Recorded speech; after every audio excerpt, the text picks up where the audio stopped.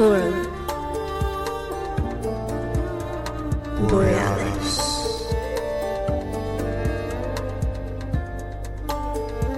Paradigm Expansion. Greetings from the north and welcome to another episode in our forum series From Solomon's Temple to Arcadia, taking on a certain mystery that rides like a wave throughout history. And our guest tonight is the main contributor to this arc, the Norwegian cryptographer and musician Petter Amundsen. Today he will update us and continue to expand upon his history-shattering discoveries, theories and interpretations following this, that if they hold water, will force a rewrite of the textbooks on everything concerning Shakespeare, Francis Bacon, Rosicrucianism, Knights, Templars, Freemasonry, and of course what's going on over at Oak Island in Nova Scotia, the world's most famous treasure island. Amundsen holds a master in music from the Norwegian State Academy, works as an organist at Holmenkollen Chapel in Oslo, is into futures trading, currently runs an import business and lectures worldwide about his discoveries and subsequent theories. After he started using Bacon's code system over 15 years ago, so many finds has been accumulated by him and others who's thrown themselves at the bandwagon that despite all the books, TV series and documentary films, everything is still not published. And better yet, the last dot of this story is still not written. So if you look into it, you will be able to follow the exciting developments as they unfold. Since the nature of this visual matter is poorly suited for radio, the simplest way to understand the scope, significance and context of his discoveries is to go to our website and check out the video links in our presentation page of him. Additionally, you should first listen to a former interview with him where the basics is outlined, and today he returns to fill you further in.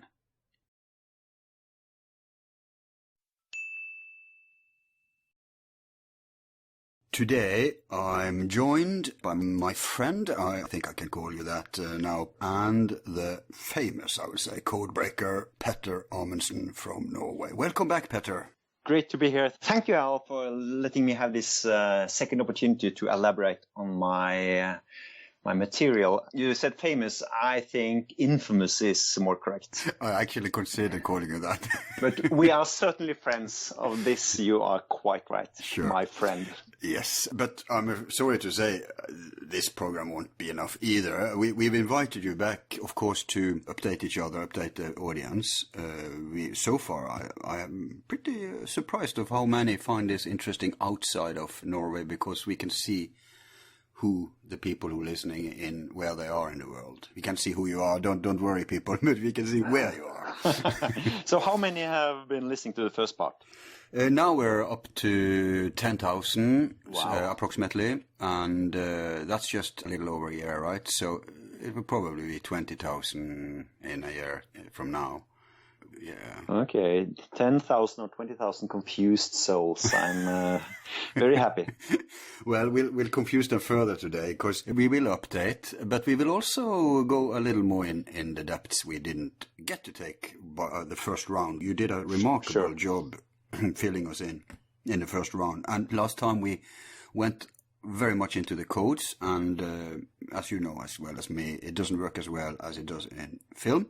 So today it makes bad radio. Yeah, I still want to talk about codes, but instead of describing them, I think they ought to buy your books to check the code out. So why spoon feed them? If someone is curious, check the material, look it up, try it for yourself. If someone is skeptical, check the material, look it up, try it for yourself. So we can talk about the codes, but let's not go too much into numbers, I think. And there is always the possibility of checking out the films on Vimeo without spending 1 cent. If you like what you see on Vimeo, the TV series Sweet Swan of Avon, which is the original series from 2009, which is still valid. But of course, things have happened. But if you like that, then you may consider buying the books. It's an excellent beginning anyway, and you don't even have to do much, people. We have put out links at Peter's presentation page at our website. You may remember, Peter, that on Facebook I used to have a long list of TV series and films that you've done that I referred people to, right, when I recommended it? Yes. It was this long list, yeah. It was a very complete list. Don't worry, I did not transfer the stuff that's not supposed to be public. But I did copy that list otherwise, so people can find all the episodes. They can also continue into the Curse of Oak Island series. I put the links to those episodes too. And that's, of course, tied into this. But we'll get back to all that. We'll get back to your new films at the end here. I think we ought to begin with the beginning. And when we talk about, there's so many parts we could explore, really. We're going to have a program just on Shakespeare with different people, among else your guy, the Shakespeare scholar. What's his name again? Your antagonist. Oh, Stanley Wells? No, Robert Crumpton. Crumpton, yes. Yeah, I want a program with him. So I don't consider him as an antagonist anymore, but Sir Stanley is still an antagonist. Yeah, but no, in your movie, he kind of had that role, not very bad guy, but someone had to be the skeptic voice, and he took that unthankful. And he has got a perfect personality for this kind of a thing. So he really offers himself and wears his heart on his sleeve, and it works superbly, I think. So I'm very thankful for Robert's contribution to this. Indeed. I know he's a scholar, but he's an actor too, isn't he? He is. A Shakespearean actor. Very well acted. Yeah. Oh, yeah. But there's other steps we could explore. I mean, Bacon in himself deserves a program, and we've had on, you know him. Well, the man that you should try to talk to, if you haven't already, is Peter Dawkins. That's the guy. Ah, okay, yeah. That's the guy. Yeah. Of course, a lovely guy, wise guy, enlightened guy. We've had him on for a show on Bacon. So I cannot add anything to whatever Peter has to say. He is the authority on Sir Francis. I'm not worthy of... I may tie his shoelaces, but that's about it. Well, but he's aware of your work, right? At least he says he is. I hope so, yeah. Yeah. Mm-hmm. And we could have a program just on codes that are throughout, especially the first folio, but there's also some other relevant documents very related to the first folio. As you will remember, people, if you saw our last show, which I do recommend that you do. So if you have tuned in now and you did not listen to my interview with Petter from last year, you just put this on pause, go back, listen to that. It's fully available for free online, and then you come and get this update. We could have a program on RC, Masons, Knights Templars. That's a whole show just there, and we will, and we have had with Tobias Churton. We could have a whole program on the map situation, the coordinates, how to retrieve the treasure.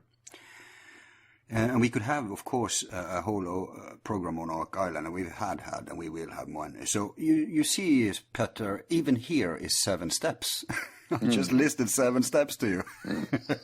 And you also revealed the title of the film and the new version of the book, so thank you. Yeah. It sounds like an alcoholic program, something that you do to improve your life, but... this is 7 steps to, mercy, but we have something special waiting there. Exactly. So mercy sounds a little bleak, but it should be interesting. Oh, it's hiding great stuff. And the alcoholics, they're onto something because it works. So they probably tapped into the same universal code here, the 7 steps. So... We'll go into these areas today too. I'd say, one of your backers, if I can call him that, Jola Sigmund, I saw some bad news that he's of bad health. He's still around, right?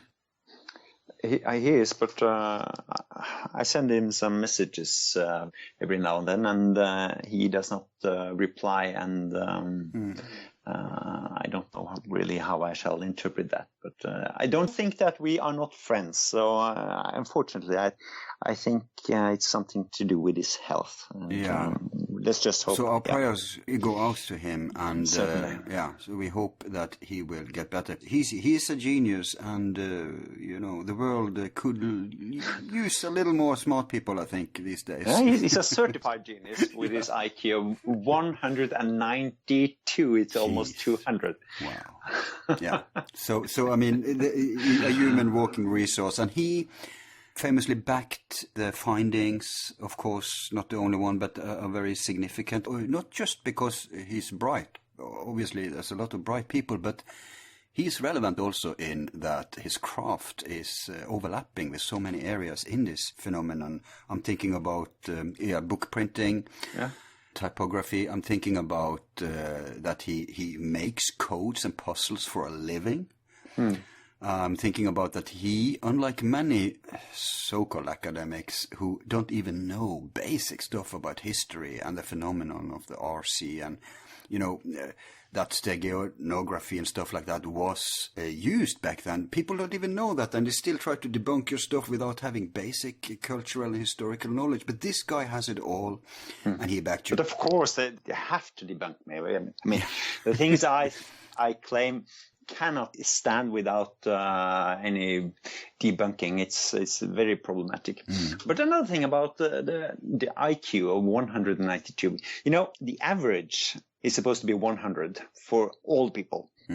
But if someone has 192, it doesn't mean that another person would have 8 to balance it out. But it means that you have 10 people with less than 100 in an IQ. So he's to blame for the general stupidity. So you mean that he artificially drags the average so high up? Yeah, if it shall balance, then 10 people should have an IQ of 91, and he has 192. So. Yeah, the universal balancing power. It's a paradox. Yeah. He's to blame for stupid people. So if I take that to its very diabolical end, that reasoning, that means that if you kill off him and all geniuses, the average intelligence will rise. Yeah, it's a good plan. Good plan. I don't know. I prefer, actually, variation. As you know me well enough that we appreciate individual differences rather than uniformity. Yeah, and probably you would be the first to be killed.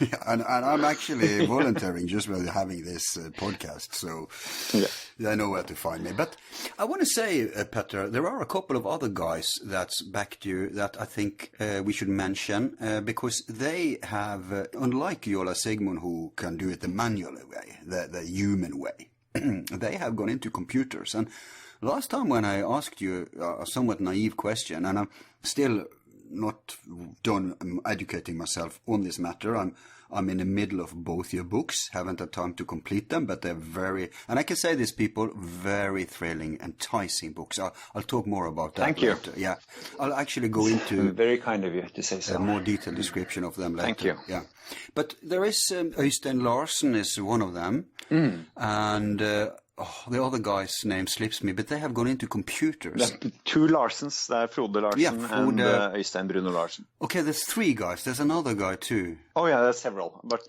Frode is, I think he's the best of them. But that's my opinion. But Øystein has done some beautiful work. But Frode, he is brilliant. Maybe his IQ is close to Jola Sigmund's. But these two Larsen guys are not related, I assume. I don't know. Probably not. I mean, it's a very common Norwegian name. They're not similar to look at, but who knows? Yeah. No, this third guy, I wanted to give him a shout out too, but I forgot his name right now, and I didn't notice. I know that our Swedish friend Daniel has done some computing as well. Yeah, I just remember the name of the third guy, Helge Tingstad. Could that be it? Something like that? Not Helge, perhaps. Not Helge, was something else? But Tingstad. Richard. Richard, there you have it. Yeah. Yes. Well, anyway, so you have this bunch of computer experts, or whatever we should call them, and they have run your stuff through statistics and even found... I don't know. I don't really know, because it would be very difficult to run it through a computer. But maybe some of it. I've done some simple statistical calculations myself, just with a calculator. But the problem is where to draw the line, because you're looking for a really frightening ratio, 1 to X trillions statistical, but it doesn't really tell you much. So I think it should speak to your heart, and if it doesn't, then forget it. If it does, it is beautiful, and why don't you keep it? Yeah, and you'll have many who will support that view, but there will always be these nitpickers, and we have to throw them bones too, because as long as we have the bones to throw them, this isn't just romance, this isn't just like a novel, this is also hard facts, and even if you choose to take the poetic, very Baconian of you, we need both aspects, like Bacon also did, you know. Well, I appreciate that people try, but honestly, Al, to me, I don't care. If people believe me, that's fine. If they don't, that's fine. My ambition is to tell a story that I find beautiful. And if they see the beauty in it, that is wonderful. And if they are provoked, then that's super duper, because I'd like to have people engaged in this. My ambition is not to convince people, and I can't see why that should be important. But things are happening at the place that you know very well, I know very well, and I think that would probably take care of proving if there is something to this or not. And we can talk about numbers and ratios until the cows come home. And well, it's opinions. Yeah, but still, let's say they don't find anything in the swamp. Like I've told you before, it doesn't really disprove anything, because your work, like we just said, there's so many steps here. And it really boils down to the weakest links. So let's say you actually have a weak link that doesn't hold water. Then people may do the error of dismissing everything. But you can't dismiss, for instance, the codes in the first folio, etc. So I think if that should happen, that somehow it's disproven, if that's even possible, then you should analyze the links and find out where you went wrong, because you're not wrong in totality anyway.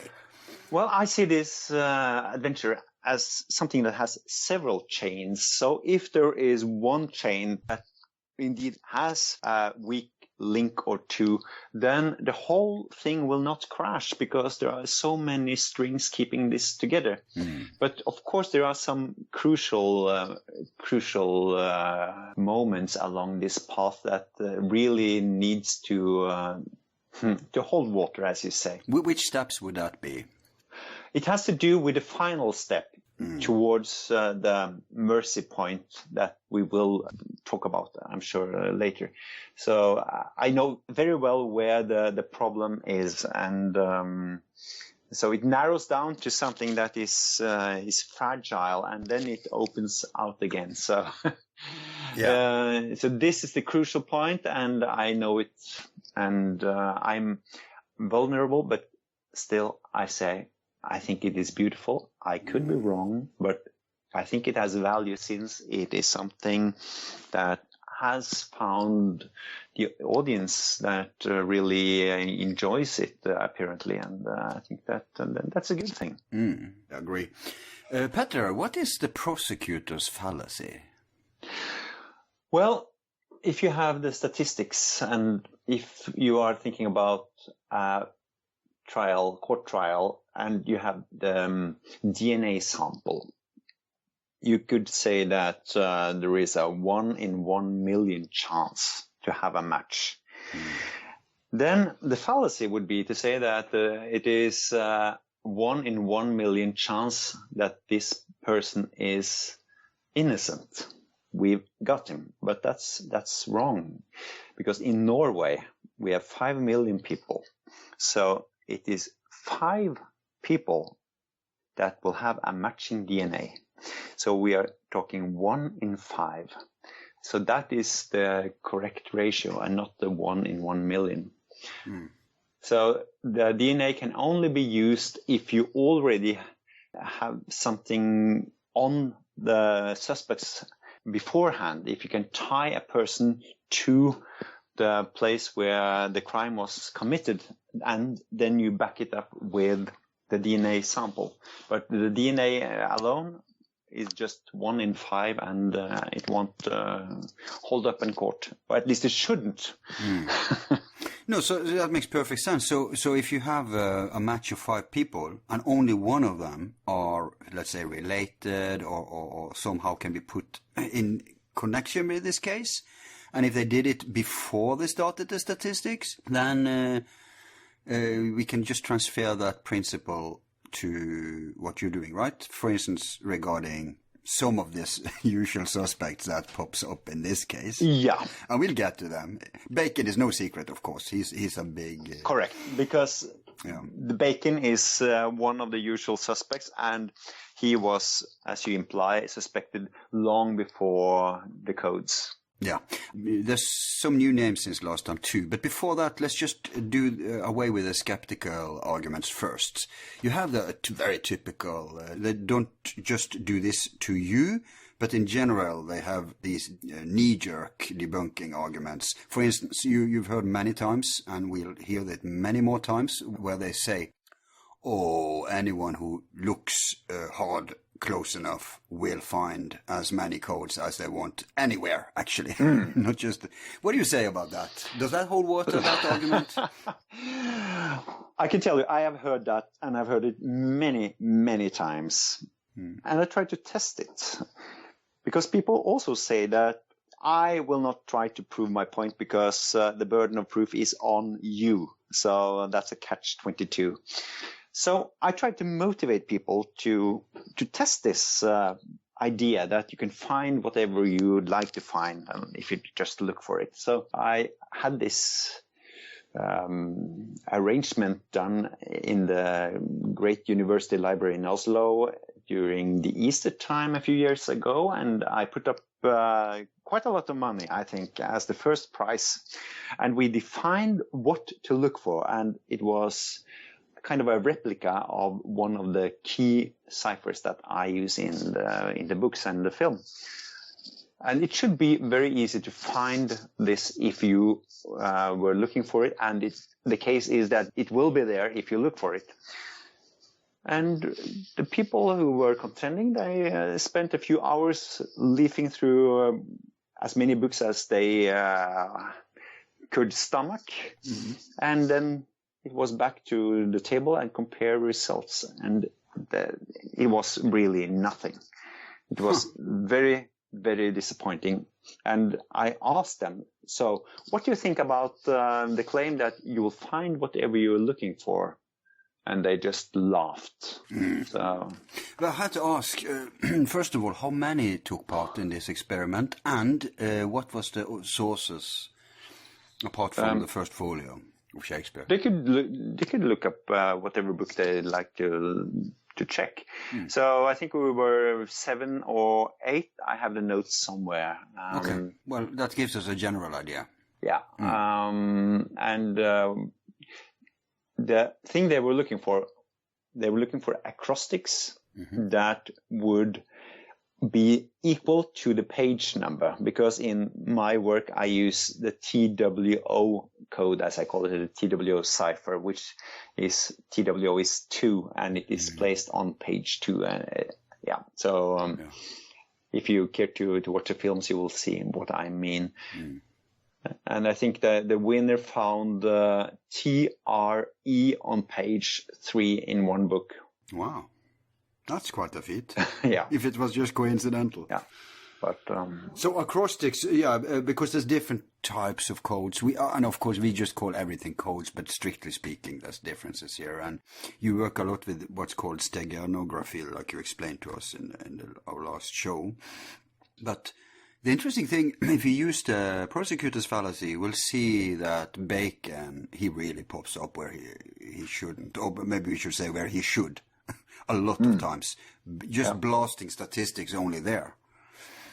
Yes, he does. And this is why I say the statistics isn't that important, because we have some extra features that really makes the statistics below the roof of your house, but it would work without this because it's so beautiful. You have the TW matching the F Bacon, but that W has been a lowercase w adds a lot to the odds. But it would have worked without it. So a skeptic would move his threshold as he pleases. So if I say that is 1 in 2 billion, and then he could say, I need the 1 in 2 trillion to be happy. So they move the goalpost. So yes, if you don't want to appreciate it, then you will never do it. So why care? But still, you say throw them some bones, and I think I have done that. But I can answer that. Why care? Because they can't stand that people are enthusiastic about something. They can't stand that people are having this romance, poetic approach. Oh, yeah, wow, ooh, beautiful. Yeah. Because then people are silly, and no soul, no heart. We should only stick to facts. And I'm all for facts, man, but we don't live in an either-or universe. We live in a both-and.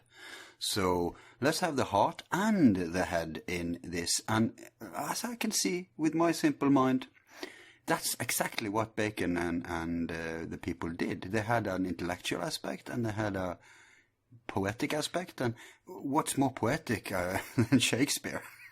No, good point. But you are onto something there. Silly, that is scary. Yeah. Passion, scary stuff. Yeah, and of course Shakespeare has become the cornerstone of our modern literature, and people discuss who would be behind. Could there be several people, because it's so brilliant, and we'll get to that too. One last question about the skeptics. Now, they also say, oh, well, okay, there's codes there, but they are coincidental. I think we could use the prosecutor's fallacy here too. We could say, no, look, if the codes say that there's a sale on Saturday, and then another code say that look to the south, and then a third code say that turn on your computer. Yeah, they are going in all directions, but these codes are actually pointing to a narrative that fits with the context, don't they? Yes, and this is the strength. It is all part of a system, a geometric setup. Even the TWO, you don't suspect it in the beginning because you think it's a number, but then you see that it is more than a number and that it relates to the geometry that is presented as you go. So it's a whole clicking into this beautiful construction. It's architecture of the purest and finest kind, I think, and it's nothing that is superfluous. No.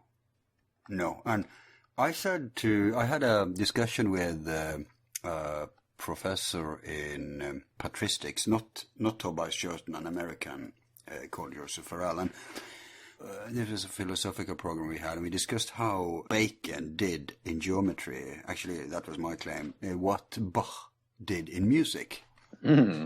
And that's you can see you recognize the similarities because you're obviously schooled in musical codes, Bach, all this. Yes, I think that's a good analogy because Bach's music is sublime, and still we think that there are ciphers in the way he has composed it, a number of notes, etc., and the way theme is built, that it symbolizes something else. And in the same way we have the beautiful drama of Shakespeare, and something has been added to it, something that is below the surface. So I think it's a fair comparison. Yeah.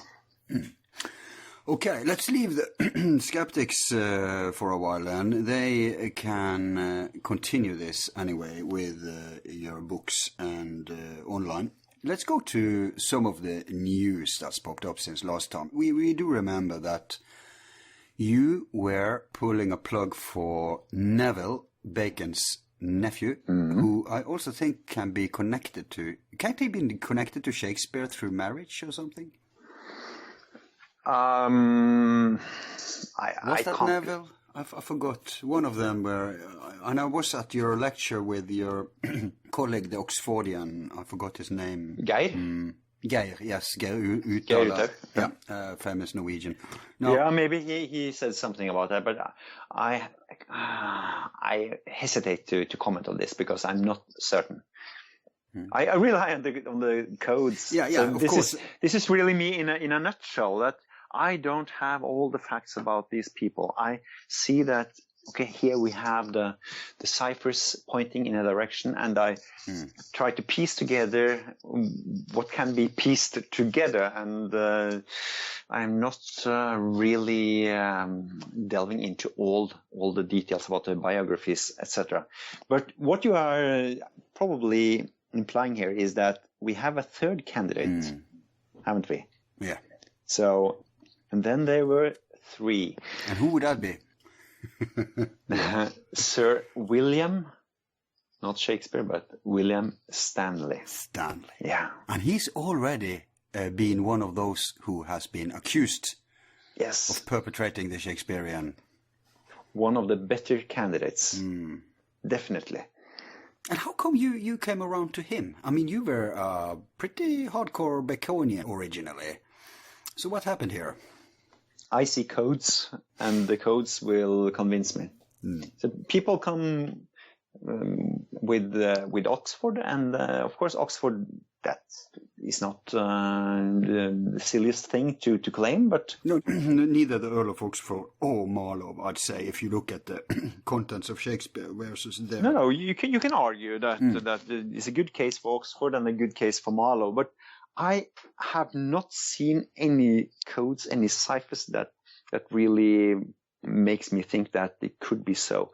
Because I think that since we have these ciphers, and Bacon is prominent in the ciphers, I see Neville in the ciphers, and this is what changed my mind regarding Neville. I was very skeptical, but when I saw Brenda James presenting a cipher that was inescapable, then I knew. And this, incidentally, was a cipher that you hadn't discovered yourself, right? You saw hers. I saw hers. I was very skeptical, almost scoffing at it. Yeah. Because you get tired of all these codes, and you've seen so much bad cryptography, and so I was thinking, what is she doing? And just boop, I really had to spin around 180 degrees. I was blown away by one of her presentations because I just had to accept it right then, right there. And the same thing... Follow the evidence, as they say. Yeah, sure. I knew I had been wrong. I had been negative, but there was no good reason why I should have been negative. It's just my prejudice. And so she was brilliant and brought a new contender to the table. William Stanley is old stuff. So he, as you said, he's one of the old timers in the running in the Shakespeare heat. But I was taken to him from a book that I bought on the Amazon. I don't recall its name, but what I saw, and it was a cipher in the first folio, was, okay, I accept. And then I went looking for further ciphers, looking for William Stanley, because then I knew what to look for. And I have looked for De Vere, the Earl of Oxford, but I haven't found him. You gave him a chance. I have given him a chance, and the problem with De Vere is that Vere is just 4 letters, V-E-R-E, and they are not really statistically significant because E is such a common letter. So if you find V-E-R-E in some connection, it doesn't really move me unless it had been in a very beautiful setup, and I don't think it has been presented to me yet, but I'm open for it. Probably easier if they wanted to put in De Vere that they put in Oxford instead, since he was the Earl of Oxford and he was known Yeah, I think it should be no problem. I've looked for him on the typical pages because after a while you get a sense of how they do it. So, okay, if it's Stanley, then it should be something on this page, and voila, here he is.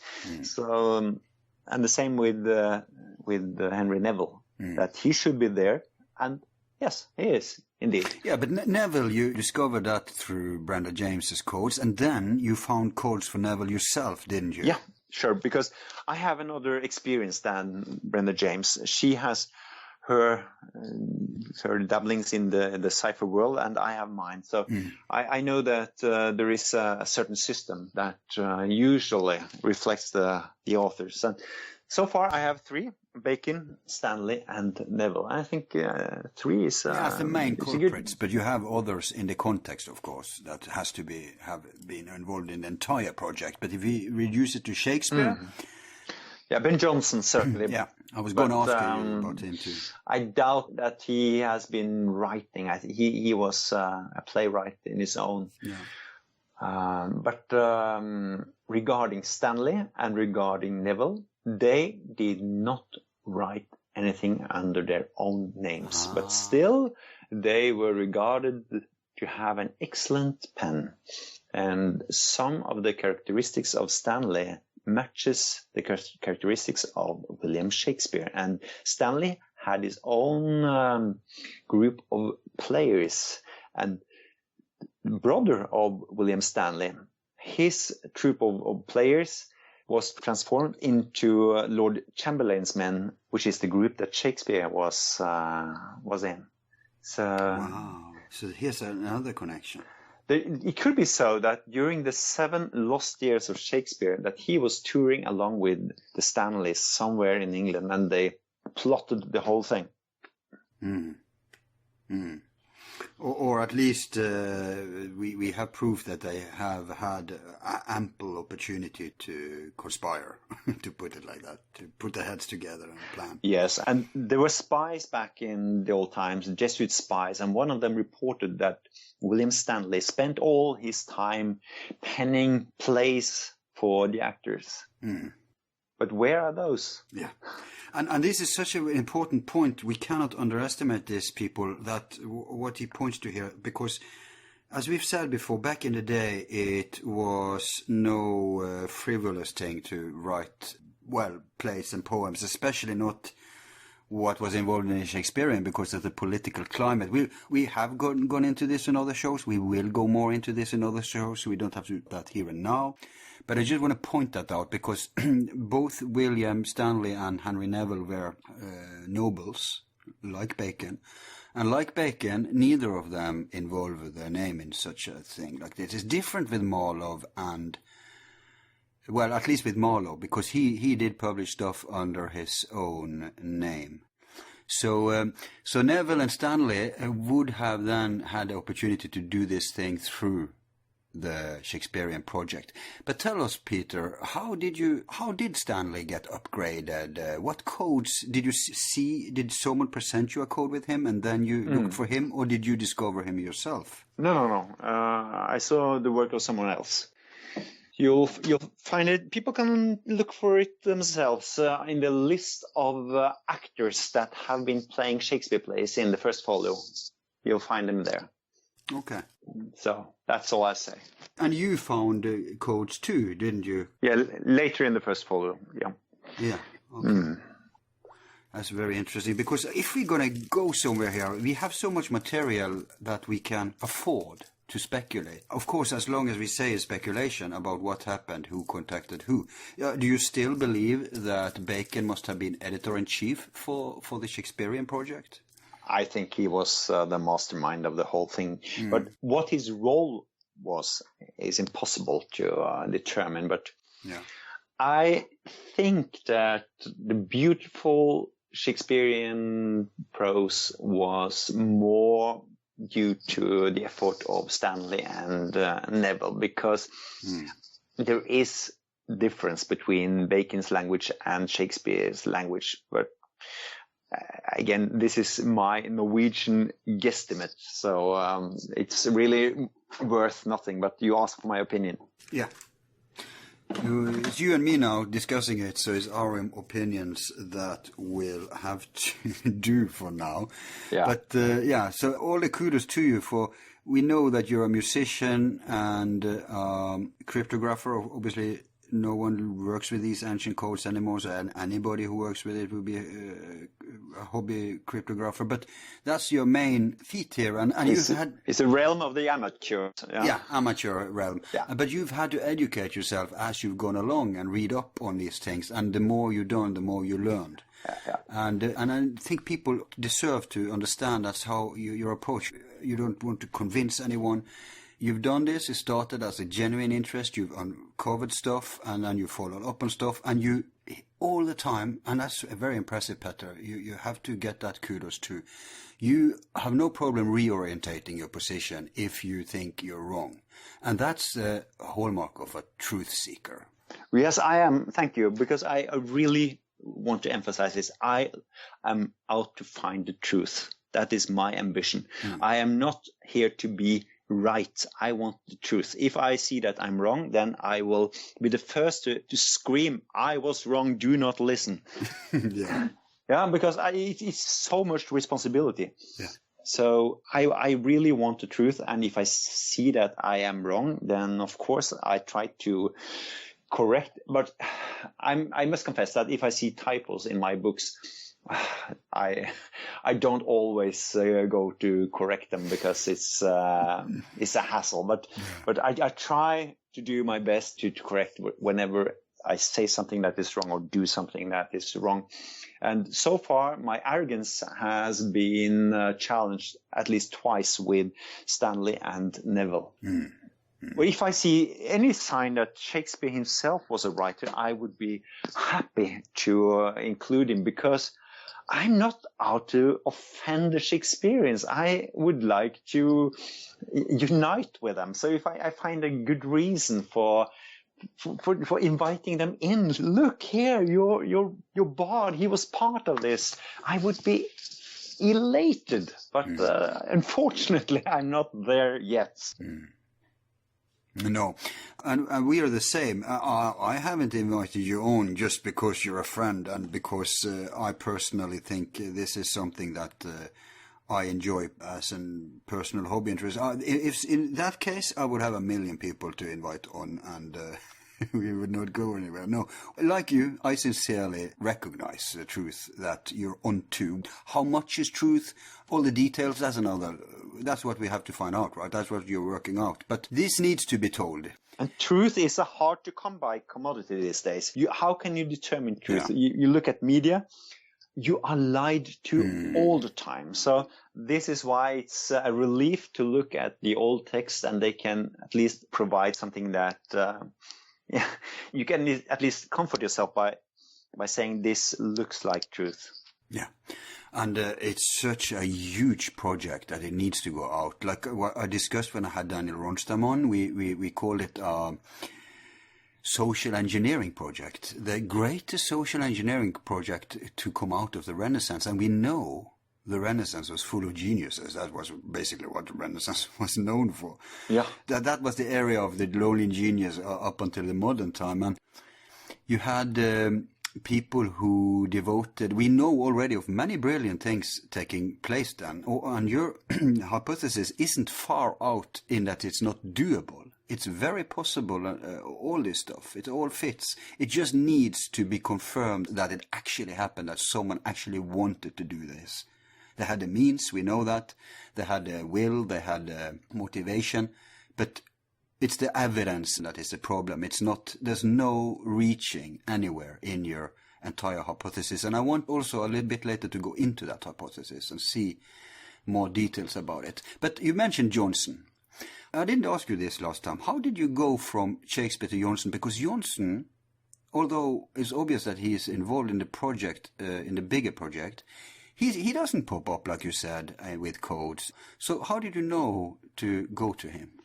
Ben Jonson is present twice in the first folio. Oh, yeah, you have right. the first, the poem To the Reader, which is signed B.I. And everybody thinks that that is Ben Jonson. But Yeah. I say that, okay, it could be Ben Jonson, and it's okay, accept that it is Ben Jonson. But I say that the B.I. can be something else as well. And you have the large 2-page poem To the Memory of My Beloved William Shakespeare, where he introduces the Sweet Swan of Avon.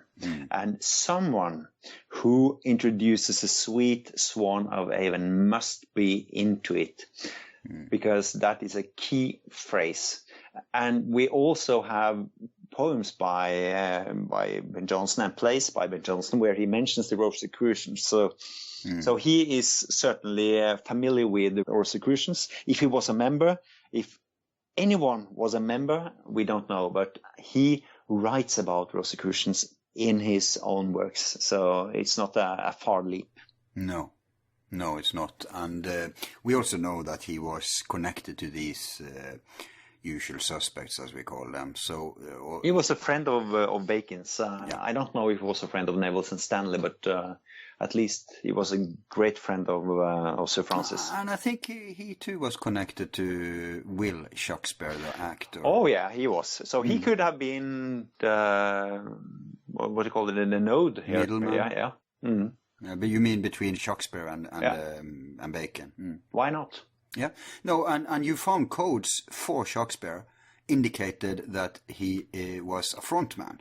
If you interpreted the codes, I mean. That is one of my weaker ciphers, but still, I think it may be something there. At least it was, but if the code is valid, or if this may be a case of I find what I'm looking for, because it's not really statistically significant, not enough letters. No, but it's also backed up by other finds that are traditional. For instance, the analysis of Bacon, the shaker of the spear, and they're looking at this dam, this swamp.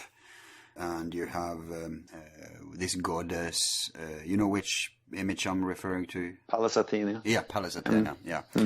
So you have things suggesting that Shakespeare, I think he was in the know, and I think he was paid. As Daniel found a picture, I think that may have been in Daniel Mogling or some other sources, where someone is paid to be the front man.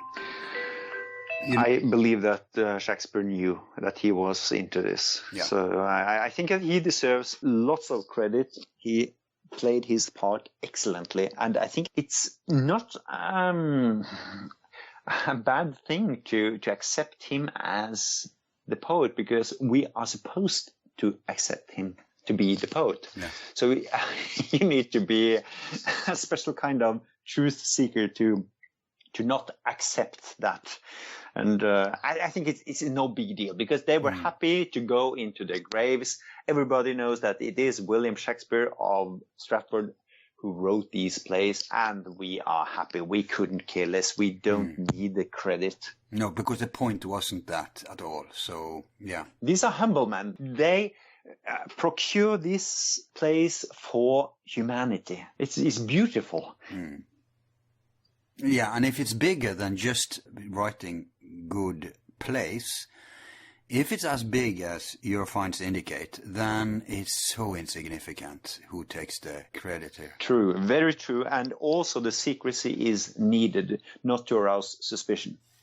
Yeah, and I think actually more than that they wanted to give credit. I don't even think they thought about credit because it was just a liability back then. They couldn't foresee how this would become like the biggest literature in history in Western time. At least in the beginning, around 1600, when Elizabeth still lived, it was a liability. It became better with King James, but still. Yeah, we'll get to that. So, but I think that's why they needed him. Just, okay, you're this Lazaron, as we say, this, what's an English word, this jokester, this tramp. And, yeah. Okay, so you take the heat here, and we can do this in and still they didn't call it Will Shakespeare. They did insist in Will I am Shakespeare.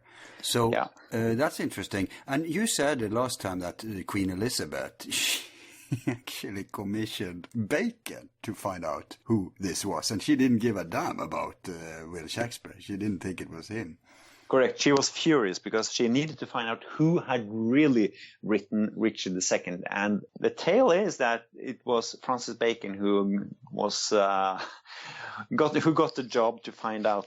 So it's quite ironic. That's so funny. And he was a spy, Yeah. So he was raised by 007 himself, John Dee. So and his brother was a spy. He was an agent. He was. his brother. If John Dee was the 007 by his sign, then his brother Anthony he acted like 007, traveled around reporting. Yeah. Right. Is it inconceivable that Bacon's brother or other family members, maybe even his father, somehow could have been involved in the entire Rosicrucian Masonic Knights Templar project? Who knows? But he died quite early, so I think that this really took off after he had died. Right.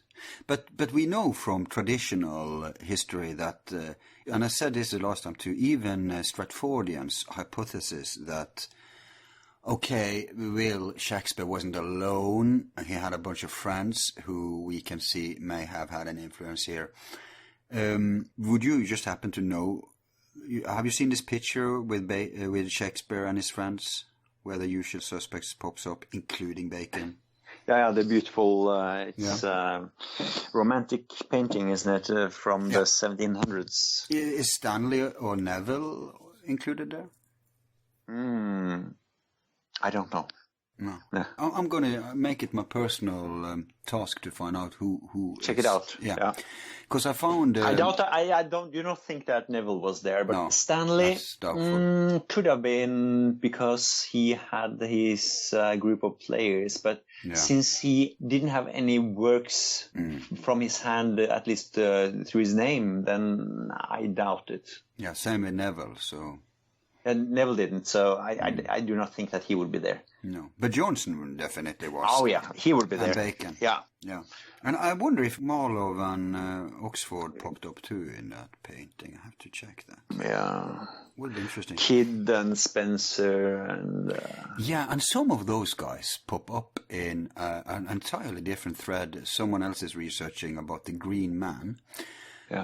And they found some interesting things where they connect the publisher and the specific plate that has been used. And that's interesting because you probably don't know this, but they found many of these people we're talking about here.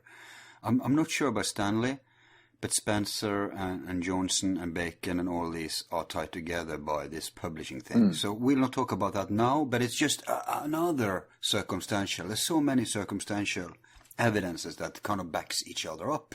This is Paul and Daniel stuff. Yeah, that's more in their area. But if you should recap this, what would you say are your most important codes, and what do they point to? Again, do not attempt to describe the codes, go to the books, but we can name them, like we have the Kabbalistic cross, in the first folio, so like that. We have the TWO cipher that indicates F. Bacon. It's a first glimpse. which grows into something bigger. And we have the Upward Rosy Cross that really tells us something about the group that is behind this. Then we have in the sonnets, we have the treasure map and the star signs. I'm talking about this in a TEDx talk that will be published later. So far, it has only been released in the stream that was published on YouTube, but it's not good at all. So it will be a perfectly edited version of my talk where the slides will come at the right point, etc. So nice. I would really recommend that if you're interested in one of the ciphers. One of the key ciphers, it explains the master WH code, as I call it. Okay. And this gives you the key that you should allow yourself to look at Greek and Latin letters interchangeably. And then you have the star map, and then you find on the different pages, according to the angles of the geometry, you'll see the stars that will be part of the map, and voila, you are on to the Mercy point definition. Okay. Is this the TEDx that you did in Arendal in southern Norway recently? Yeah. Yeah, okay. This was in September in Arnold. Cool. I have that link. Yeah, but it's not a good one because it's just a video feed without any editing. So it will be a new one. So it's no use trying to find that yet. But in a month or so, I think it will be up. Sure. And we are now talking mid-October, so mid-November perhaps. Right. And when the proper link is up, you don't have to look for it, people. We'll put it up in the entire filmography of Petter, so that will be there too. Thank you, and it's totally free of charge. Yeah. So were you done recapping the most important of your finds of the codes? Yeah, I think so. I think these are the key ciphers. But we didn't touch upon this last time either. I want you to tell us what you found. And the reason I will ask this here now is because there's others who are also, I mean, everybody actually has tied this to everything, but in Arcadia ego, you have several references to that big old mystery. Would you mind to tie that up to your project? I would be happy to. Et in Arcadia ego is also present in the first folio of Shakespeare, I say. I could have listed it in the key ciphers that you were asking for, but I had to really look for the very, very best. And I also think it is present on the statue that is in St. Michael's Church in St. Albans, the church in which Sir Francis Bacon is supposed to be buried. But his grave is empty. And I think that the Arcadia is linked to the Acadie or Arcadia of the New World, not necessarily the old Greece version of it, but there is the old name for Nova Scotia is Acadie or Arcadia in some maps, so it's interchangeable. Yeah, let me just rush to explain that that's because it's in French when it's Acadie and it's been on French hands. So the reason they had to, somewhere is called Acadie and somewhere is called Arcadia is simply a linguistic matter. It's not that it's different. It's the same. It's the same name. Yeah. Just so people know this. Yeah. Because we got actually a criticism about this. Someone who claimed, no, this is in Greece. Yeah, it is. It is in Greece. But yeah, and older than that, it's in myths. But yeah, but it's also in Nova Scotia. Is the point? It's actually a geographical place. It is a geographical place in Greece and also in Nova Scotia. But we need to be precise. It's normally without the R, but it's a French. So Acadie, it's. The R in French, maybe this is why they dropped it, but there are maps that they have the R where it says Arcadia. So I think it's a pun, really. Yeah. And I also use, in my books, I also reference the famous paintings because this phrase, it originated in Il Guarcino's painting with the skull.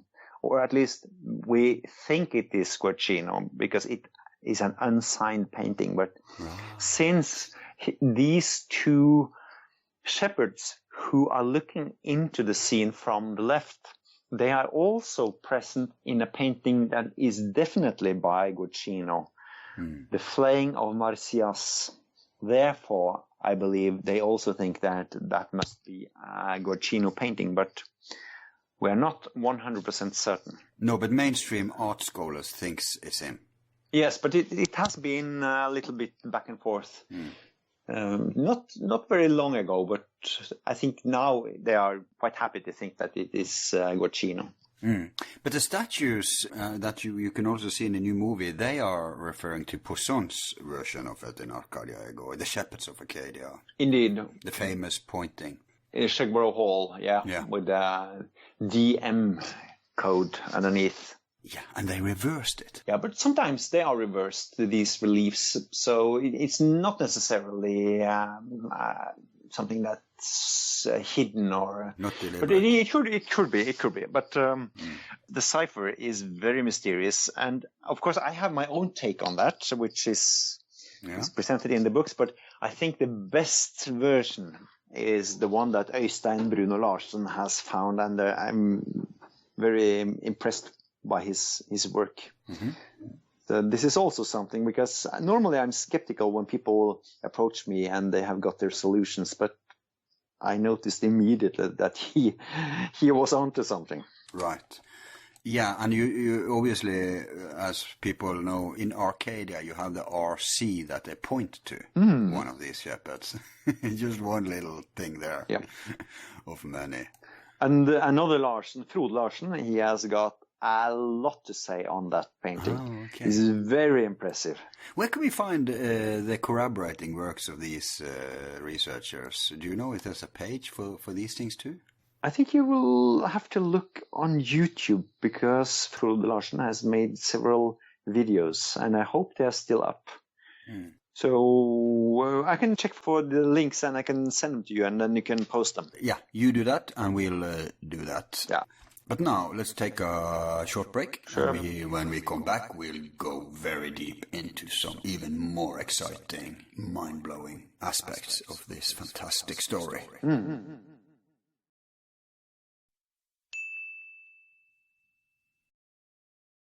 All of our files are free and will remain free. If you like the show, you can show support by donating $1 to help with expenses. Just use the PayPal link on our website, YouTube channel, or Facebook page. Thanks.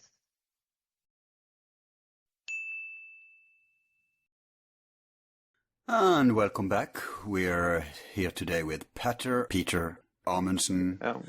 And we're giving you an update, taking on the fantastic story that we started last time, about one of the most incredible stories in modern history, which through Petter's journey begins with Shakespeare and ends up in, of course, Oak Island. Now, where were we, Petter? Well, yeah, you've been naming... take this Arcadie, which is an interesting thing, but I'm so amazed that you have the same kind of connection in all the versions. You have, let's begin with the beginning. Originally, they call it Gloucester Island, right? This is the name given on the first good map of the area. Yeah. And did you see in a mutual friend's secret group researching this, someone pointed out that an old map where they crossed off in Gloucester Island, it was crossed off Captain Kidd's treasure. Did you see this? As Gloucester Island? On Oak Island, which is what we're talking about here. I've seen maps where they have crossed off Captain Kidd's treasure, but I haven't seen it paired with the Gloucester Island. So that's a new one. Right, okay. Well, I was amazed that this means that the rumor, the myth, the tradition is so old that even back then when the first maps popped up in popular circulation, they actually pointed because around the end of the 18th century, Captain Kidd's treasure was really a fad. And this map that I was talking about was a few decades earlier. So it was a fresh... But what's the connection here to the Duke of Gloucester, Humphrey? This is my interpretation of it. I think that Gloucester Island, and also because I do think it is a page in the first folder that describes what is on Gloucester Island and gives you the geometry. And that this is Duke Humphrey, and Duke Humphrey is the patron of the Masons. Right. So he was walking out on a limb and really he was punished for his support of the Masons back then. That was not the Freemasons, but the original, the stone Masons. But still, he has been revered by modern Masons, and you'll see that his tomb has been refurbished by local Freemasons in the year 2000. And he had a nickname, didn't he? Yeah, because he had a badge with a swan, so he went by the nickname the Swan. So, and why is that relevant? Just to spoon feed us. Why is that relevant to this story? I mentioned the Sweet Swan of Avon that Ben Jonson launched. If you reverse that, you get the new Temple of God.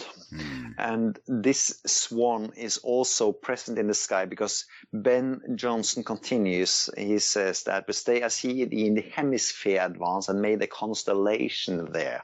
And of course, this is a reference to the swan Cygnus in Latin that is on the sky. And this is the constellation that leads you to Oak Island, because the tail star of the swan, which is the most obvious star in the swan, and also part of the summer triangle, because triangular geometry is also part of this. So the summer triangle is of course not a perfect 3, 4, 5 triangle, but it's very close to one. You'll see it, and you'll try to measure it because it looks so similar. And the world has its degrees of longitude and latitude, and this is also the case for the sky. And in Freemasonic lodges, you'll see that you have 2 globes, one of the sky and one of the earth, and they have of course got the same grids, which means that you can take one point in the sky and transfer it directly to the similar point on the earth. So if you do this with a tail star of the swan, you will end up in Nova Scotia. Gloucester Island. Well, it's difficult to pinpoint this well, and this is one of the weaker points in my passage to the island, because the star moves a little bit up and down over a cycle of 25,000 years. It's called the precession of the equinoxes. So it bobs up and down ever so slowly. But it is a coincidence that in 1790 or 91, 92, Deneb was exactly at the latitude of Oak Island. And this is the decade where the treasure hunt began. Right. So it's a trigger.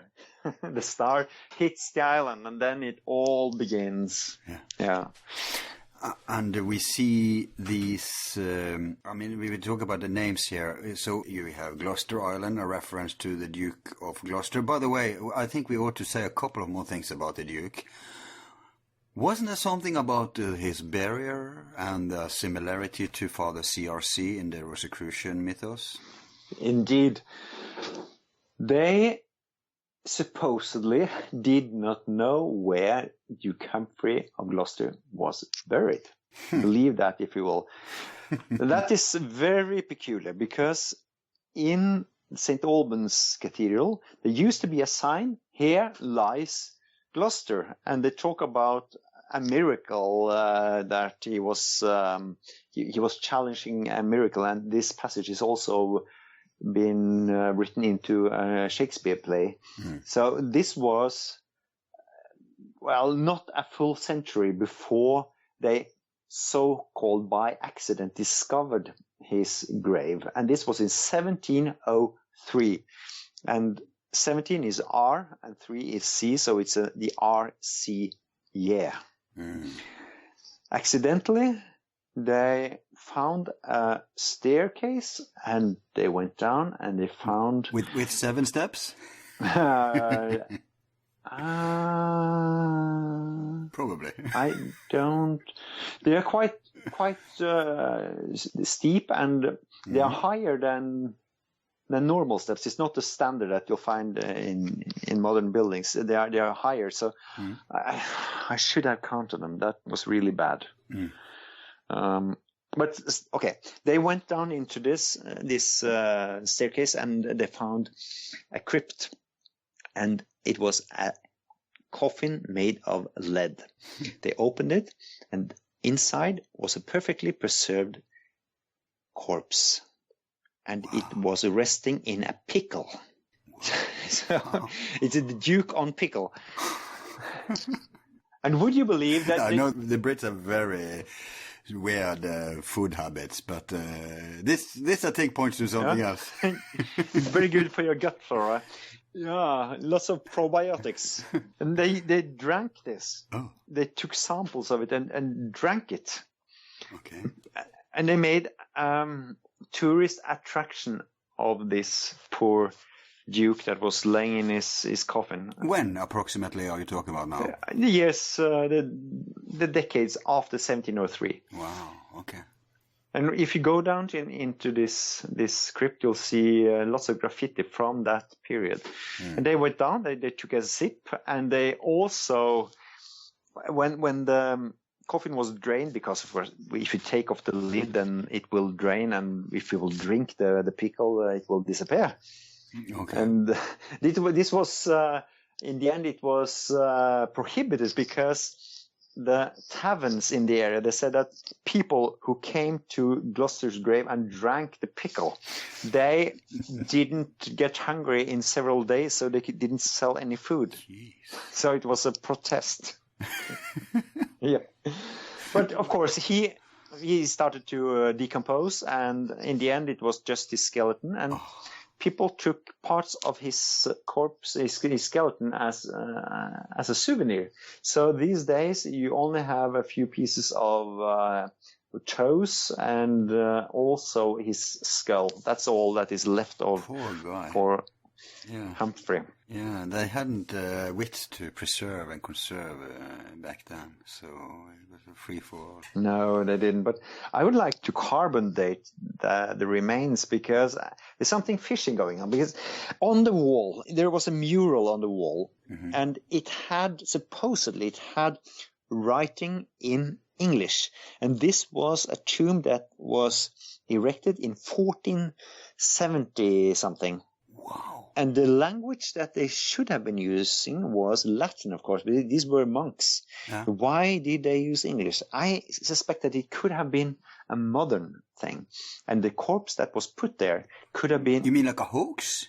I mean that the corpse was not Duke Humphrey, but maybe someone who died in 1626. Yeah, because I was getting to that. Because we have more missing bodies in this plot, don't we? Yeah. So and who else? It makes sense of he who was the Viscount St. Albans to be buried in St. Albans. Yeah, which of course we're talking about Bacon again. We are talking about Bacon again. And this mural was on a big slab of stone. And I would also like to probe behind, to drill a little hole and put some kind of fiber optics through that hole and look for cavities on the backside, because that slab mimics the description in Fama Fraternitatis, one of the Rosicrucian manifestos, because there is a nail. This mural was a crucifix, but one of Christ's nails have been painted exactly at the edge of that stone, and you see that Christ, he is grabbing onto that nail. It is not penetrating his hand or wrist. He is holding onto it, just like the tale in in pharma where they took this nail and really manhandled that nail, and suddenly they broke into the vault of RC. So there are lots of possibilities here. We don't have to go to Oak Island. Maybe the solution to the mystery is in St. Albans Cathedral. Who knows? Yeah. One thing is where is Bacon buried? Big mystery, because they found his grave was empty too. And like you say, just to reference here, that the whole point with these missing bodies is that you have the outline in the Rosicrucian manifestos. But the interesting thing about you saying the original body may have gone back to the 15th century if it's not Bacon lying there, is that it matches with manifestos, the Rosicrucian manifestos, who say that this guy, Christian Rosenkreutz, he was actually operating in the 14th century, but he lived a very long life. If you have to believe those numbers literally, which we don't because they cause symbols. But that would make him be buried around the... Okay, I forgot the details. So he was born in 1378, and then he dies in 1484. Okay. 106 years, yeah. Yeah, but I think this is 1471. It's just on top of my head. It may be wrong, but... I agree. We should research this, have a carbon dating, find out what's the most likely here. Is it the original swan, or is it the new sweet swan? Yeah. Yes, indeed, but it's difficult. This is a royal grave, and I doubt that it will happen. Yeah. Yeah. Well, but this whole mystery, we are at the core of the mystery, because this is about it's about the missing body of the father, of the founder. It is about the new temple.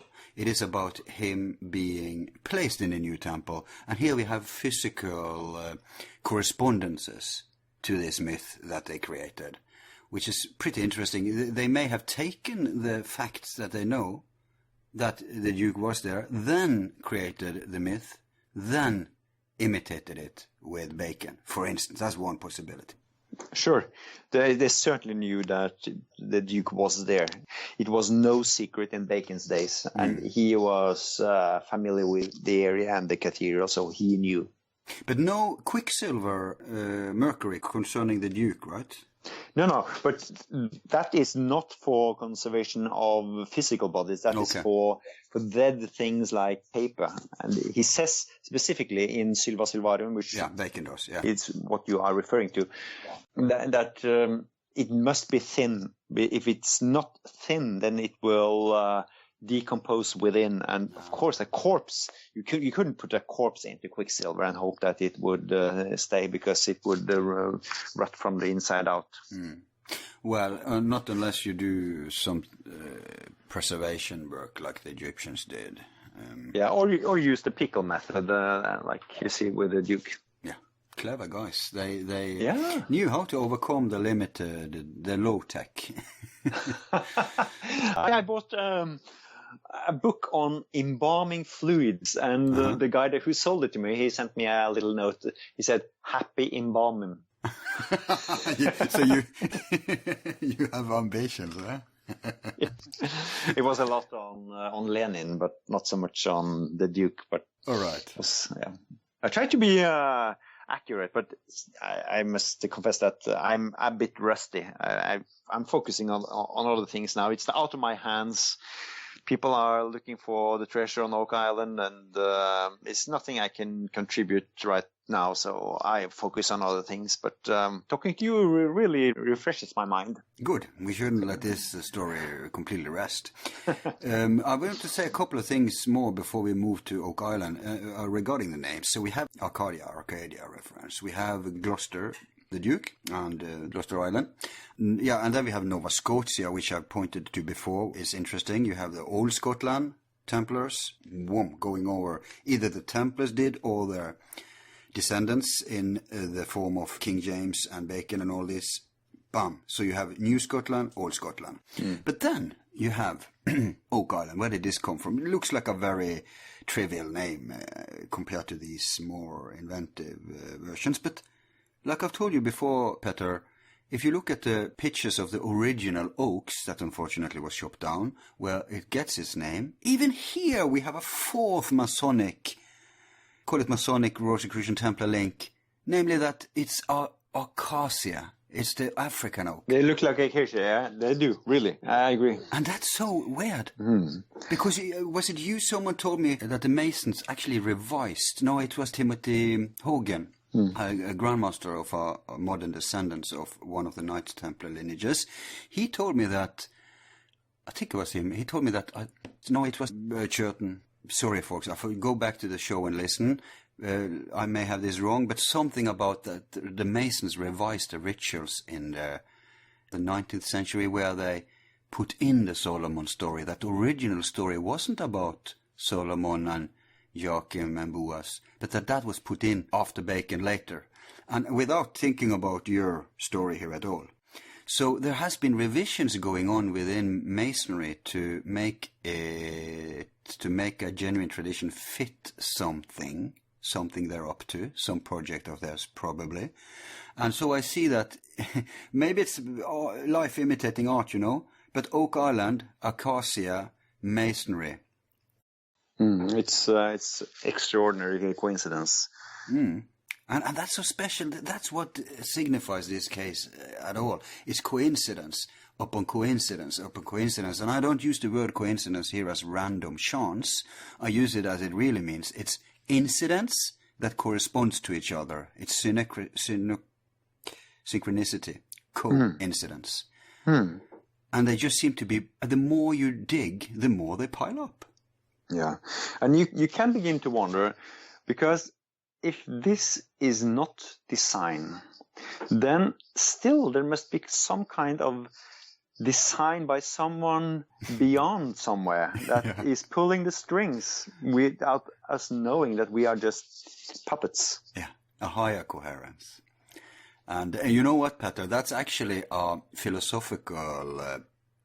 we're actually touching where two different philosophical strains that people struggle with, because you have on the one hand people who uncover synchronicities become totally paranoid and think that there's a little elite of very brilliant people, obviously, and that doesn't fit to the rulers I see in the world. But that is a cabal, a handful that makes every single detail, the dates, the coordinates, the geometry, the time. Oh, they have this occult timing that's so impeccable you would think it was like 100 Pythagoras sitting doing this. And then you have the other extreme that thinks that no, it's all in God's hand. Everything is the divine signature more than fallible people, right? And maybe somewhere in between is the truth, because we know that Bacon and those guys, they were religious. This was a religious project, and they had the deepest reverence to the grand architect, which is precisely what you could call him. And they tried to imitate the great architect. But let me give you an example now. Sure. In the first edition of my book with Erlend Loe, Organisten, which now is renamed into The Seven Steps to Mercy. Yeah. On page 37, as word number 53, and you will recognize these numbers because they are key in the story, that is the word code. Okay. And that is coincidence. So you didn't design that? No. Right. And I have another one. P. Amon. You told me about that last time. Oh yeah, Numa. Yeah, sure. Yeah, your name. Yeah. But still, I mean, I have placed some ciphers into my books, but not that one, and that is something that I could have been designing, but I didn't. So the reason why I think that the Shakespeare ciphers are real is that there are so many, and they line up perfectly within the same pattern. So I think that they're real. And much more detailed, by the way, and pointing to stuff. Not just a coincidental word. But still, when people knew that you had hidden homage codes, so is that how you became aware of this code? That someone found it? No, someone contacted me. They had found it. Did you know? Oh, I found a code that you made. No, I didn't make that one. They should be rewarded anyway. Yeah, but at that point in time, I was a little bit uncertain. And I said, I wasn't happy because I was thinking, then everything can be a coincidence. Huh? Yeah, right. But right. I have matured a little bit. Yeah, we discussed this point already, but wouldn't that also depend on the format of the book, which page number it ends up in? So it wouldn't necessarily be the same in the Norwegian version? Well, this is the first edition of the Norwegian book, but it's the same. Okay. Yeah. And you made sure it was the same in the English edition, or? No. I have done something else in the English. Okay, that's why I didn't find it when you talked about it. I was looking up the English. No, you have to have the Norwegian, which I have promised to get you one. I trust that you provide me that. Good. Yeah. Okay, let's move a little on here to Oak Island now. You very early connected with a guy called Fred Nolan. Connected is probably not the correct word, because I tried to get in touch with him and he was extremely elusive. So I contacted with Dan Blankenship. I called him and he picked up instantly and he told me that I could just forget about getting onto Oak Island. Maybe if I kept chasing it for 20 years. That's not very encouraging. But you managed the unmanageable. I did. I was lucky. Again, coincidence, because his partner, David Tobias, he had been a coach for Norwegian pilots during the Second World War in the so-called Little Norway in Ontario. Toronto. Sorry. Toronto. Mm-hmm. Yeah. That is on Ontario, isn't it? Yeah, I think so, yeah. It's so similar. Ontario, Toronto, very similar names.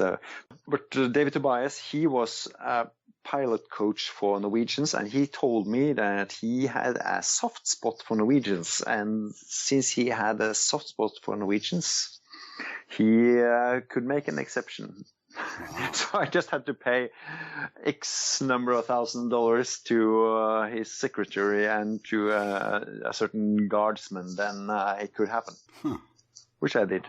And the people who make the TV series, they attained even, I would say, maybe even more difficult thing. They managed finally to bury the hatches between, because we have to say that Fred Nolan and Blankenship, Dan Blankenship, is it Dave? The original Blankenship? No, Dan. Daniel. Daniel. So these two guys are two of the old timers that has been in a feud for all these years. Very much so. But I could not say that the hatchet was buried, because if you notice the scene where they shake hands, Dan is not present. Yeah. No, it's strong emotion, you know. His son is David, but not Dan. And I think the son of Nolan is also more open. Maybe. I have never met him. I spoke with him on the phone, but we have not shook hands. Yeah, Daniel Ronstam's impression was that Fred Nolan's son was Tom, or whatever it's called. Tom. Because these sons, they just inherit this conflict. They have no reason to be. But I think it was very touching, and it was in the nick of time too, that they got Nolan on board, because now he will allow them to, you know, the swamp is accessible, and the swamp, of course, is your big point. That's where the mercy seat is seated. Yes, but since Fred Nolan passed away in June, then nothing is happening in that part of the swamp. So we see. So you know for sure that they have still not dug the swamp after they did, obviously, a feeble try in the original with you. After that, nothing has happened with the swamp. You know this? I only get crumbles. So rumors tell me that nothing has happened in that part of the swamp due to their wish to let the Nolan family mourn in peace. So they focused on the other part of the swamp, because on the internet we can see pictures of them digging in the swamp, and that is in the southwestern part. Yeah, because they got some other references to the swamp too. Many. Yeah. Yes. Yeah. That's interesting too, that many, again, coincidences, different incidences point to the same place. But I need to tell you something. And the sound guy who was chasing me with his boom and putting microphones on me while I was part of the TV series, the Curse of Oak Island. Not our series, but the History Channel. Yeah. He has written a book, and he writes in this book about something he overheard. It's almost like the Trump and Billy Bush. Okay. Because the mic was live, and he heard a conversation between Fred Nolan and someone else. It may have been Rick, I can't say. Okay. Where Fred Nolan talks about a wooden door that is supposed to be on the bottom of the swamp. Wow. That's huge. And it's supposed to be in the vicinity of the Mercy Point. Right. But I don't know how many details you got from that, but like a door just floating there or an entrance? Typical of an entrance. Something on the floor. Okay. That was what he said. And the book is written by a guy called Steve Outi, Outhit. It's a French name. And the name so far is Stone Triangle. I don't know if it will be given a new name because he had to rewrite parts of it due to pressure from Prometheus Entertainment. So maybe the part that I'm talking about now will be edited out. Sounds like something that they would want to do. But it's so interesting because they are looking everywhere else in the island. And I think that's okay because especially if you're a believer in the swamp, in the Mercy version, because then they will kind of falsify all the other possibilities or maybe even find something. But it doesn't mean the main thing, but something that will confirm that there was a project here at least. It's a big island, but it has been a huge project too, so there has to be many traces around. So I'm kind of happy that they're saving the swamp for last. And we know very well that Rick of the two brothers in the History Channel series, The Curse of Oak Island, we know that Rick is a fan of the swamp theory. For some reason his brother is not, probably all the pain. Marty hates the swamp. He hates the swamp. You see that, very obvious. Yeah. But Rick doesn't, so we know they get around to it. They can't even afford not to check it out. Even if they should find other stuff, that will just entice them. Because now we know there's something here. You know? It looks as though they are focusing a lot on the money pit area this season. Totally fine with me. So if there is nothing there and if they checked out World 10X, then they are left with a swamp. And that will be season 5. And I know that the producer in Prometheus, his ambition, Kevin Burns, was to produce 5 seasons. So maybe the swamp will be the 5th step. Or maybe the 7th step. Because we know they have many clues to investigate, not just the swamp and 10X, but that's what they've been focusing on so far. But let's hope they find enough in the 4th season to make it possible to make a 5th. Yeah, I think they need to find some. They have found some here and there, but we need more now because although they are milking this with taking baby steps. Yeah. It is also a huge venture, and we can only see the highlights. But they need people to keep following this mystery. They can't squeeze it too much out, and they need confirmation. But this is a balancing act because we both know, Petter, that if they find too much of archaeological value, maybe a problem for the treasure hunters. You know, there's always this conflict between World Heritage archaeological cares regards and then the personal, let's find gold and be rich regards. Right? True. There's a balance there. So. But I feel confident that they will do the proper thing if they find something that really demands them reporting it. I'm sure they will. Well, I can only guess that if I was the director and so vested in this, I may have been tempted to say, hey, let's put a lid on this for now. Because they're not presenting the series chronologically, they're presenting it dramaturgically, as they should. Yep. But who knows, maybe they could sit... they found a trace, let's not explore this yet. Yeah. So we don't know. We know they found Spanish coins there. They are very good at keeping secrets, so they have kept a firm lid onto things. But This season, we got a spoiler by someone who brought a drone and took pictures from above. And there was big discussions on Facebook if it was something that should be published or not. Some think that we would behave badly. It's like looking at the WikiLeaks documents. We really shouldn't, because we are not privy to that information. Bullshit, if you ask me.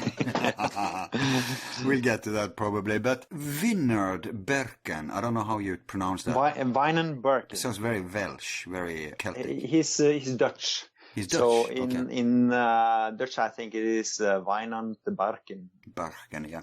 He's a marine archaeologist, and he was very positive to the swamp, wasn't he?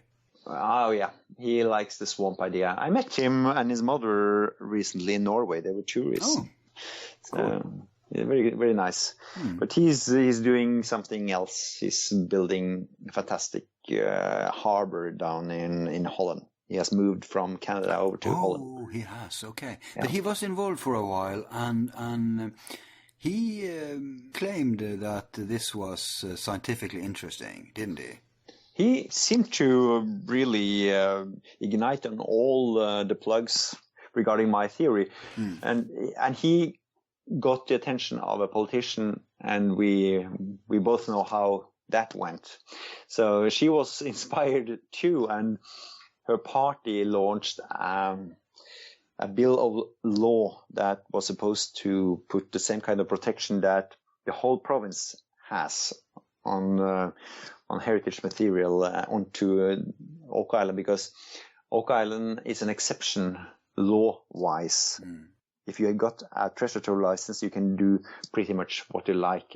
Of course, there are limitations, but much less than the Heritage Act that controls the rest of the province. So she wanted to put Oak Island under the same kind of act that would protect, and would also make it mandatory that you have an archaeologist on board, at least as a consultant. And that was a threat to the treasure hunters, right? Because it's inconvenient. It's more expensive, but I don't really think it's expensive, because how expensive could it be to get an archaeologist to pop by and you talk about the strategy? But I think it's the hassle. I think also that it could delay things, and for the TV production that would be really expensive. So I think this is really the key issue here, that it's a hassle to have to deal with an archaeologist and have a difficult application scheme. But in my simple mind, it would be an advantage to have on board scholars who could verify, because at some point, if they really believe they will find something, they understand that at some point it would have to be anyway verified and lifted up to the academic standard. So, but this bill of law did not pass. No.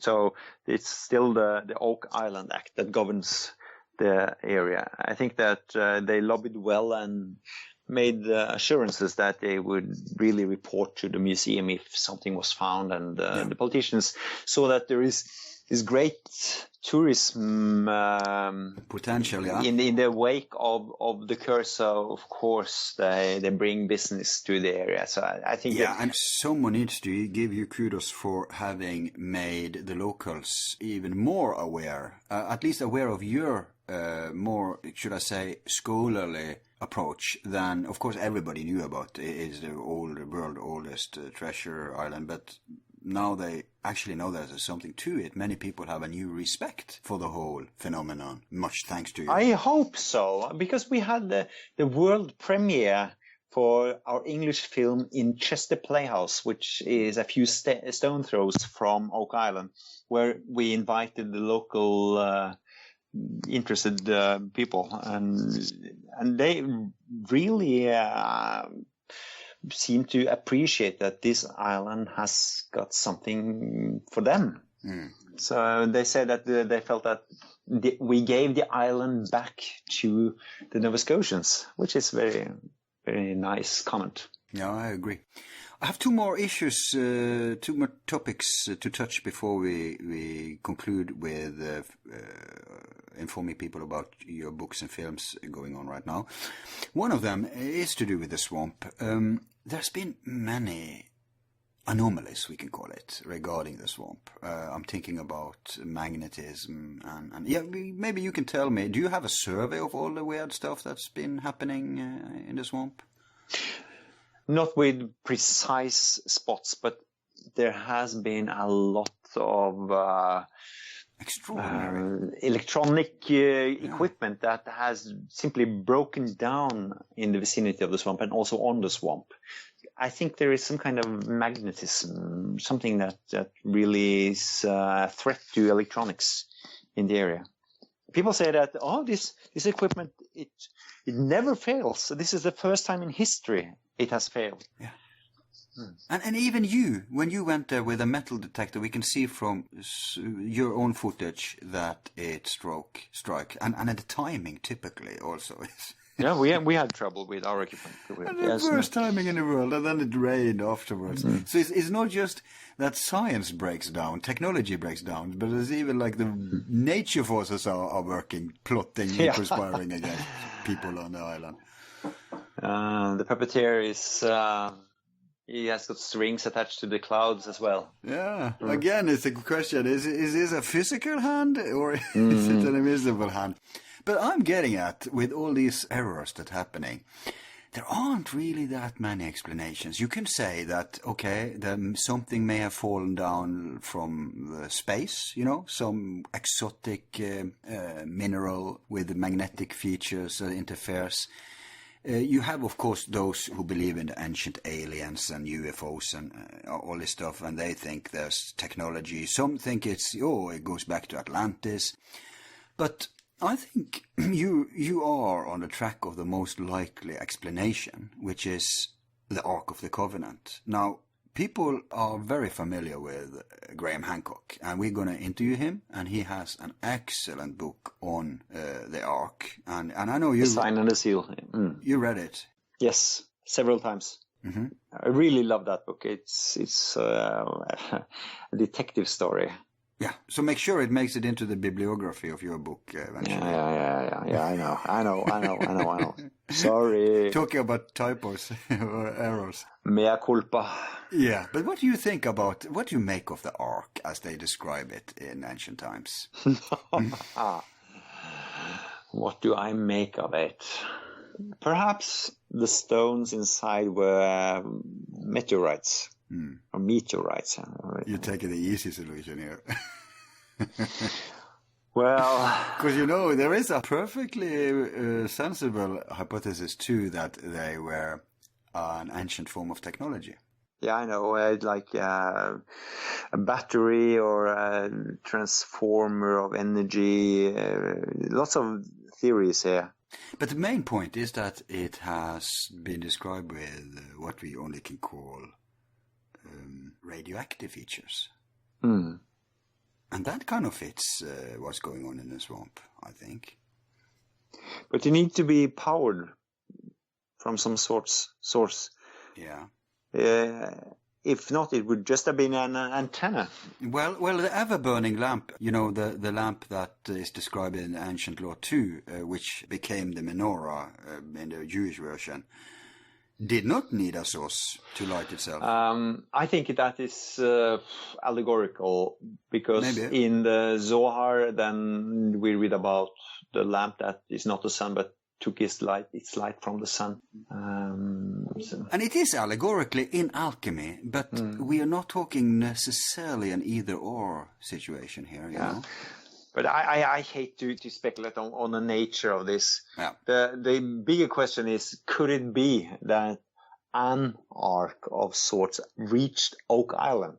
And I think there is a possibility, and I found it in Hancock's book, because he describes in his book that in 1306, a group of Ethiopians went to the Pope. They tried to find him in Avignon, but they found him in France somewhere. and had some kind of errand to present to the Pope. We do not know what.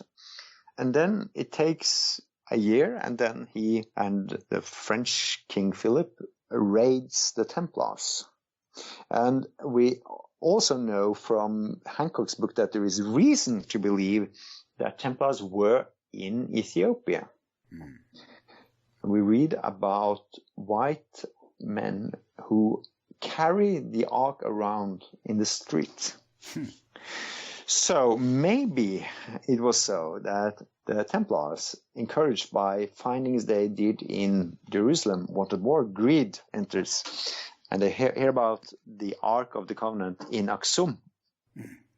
They go to Aksum and befriends the king there, Lalibela, and they snatches the ark and replaces it with something that is not the ark and brings it to Europe.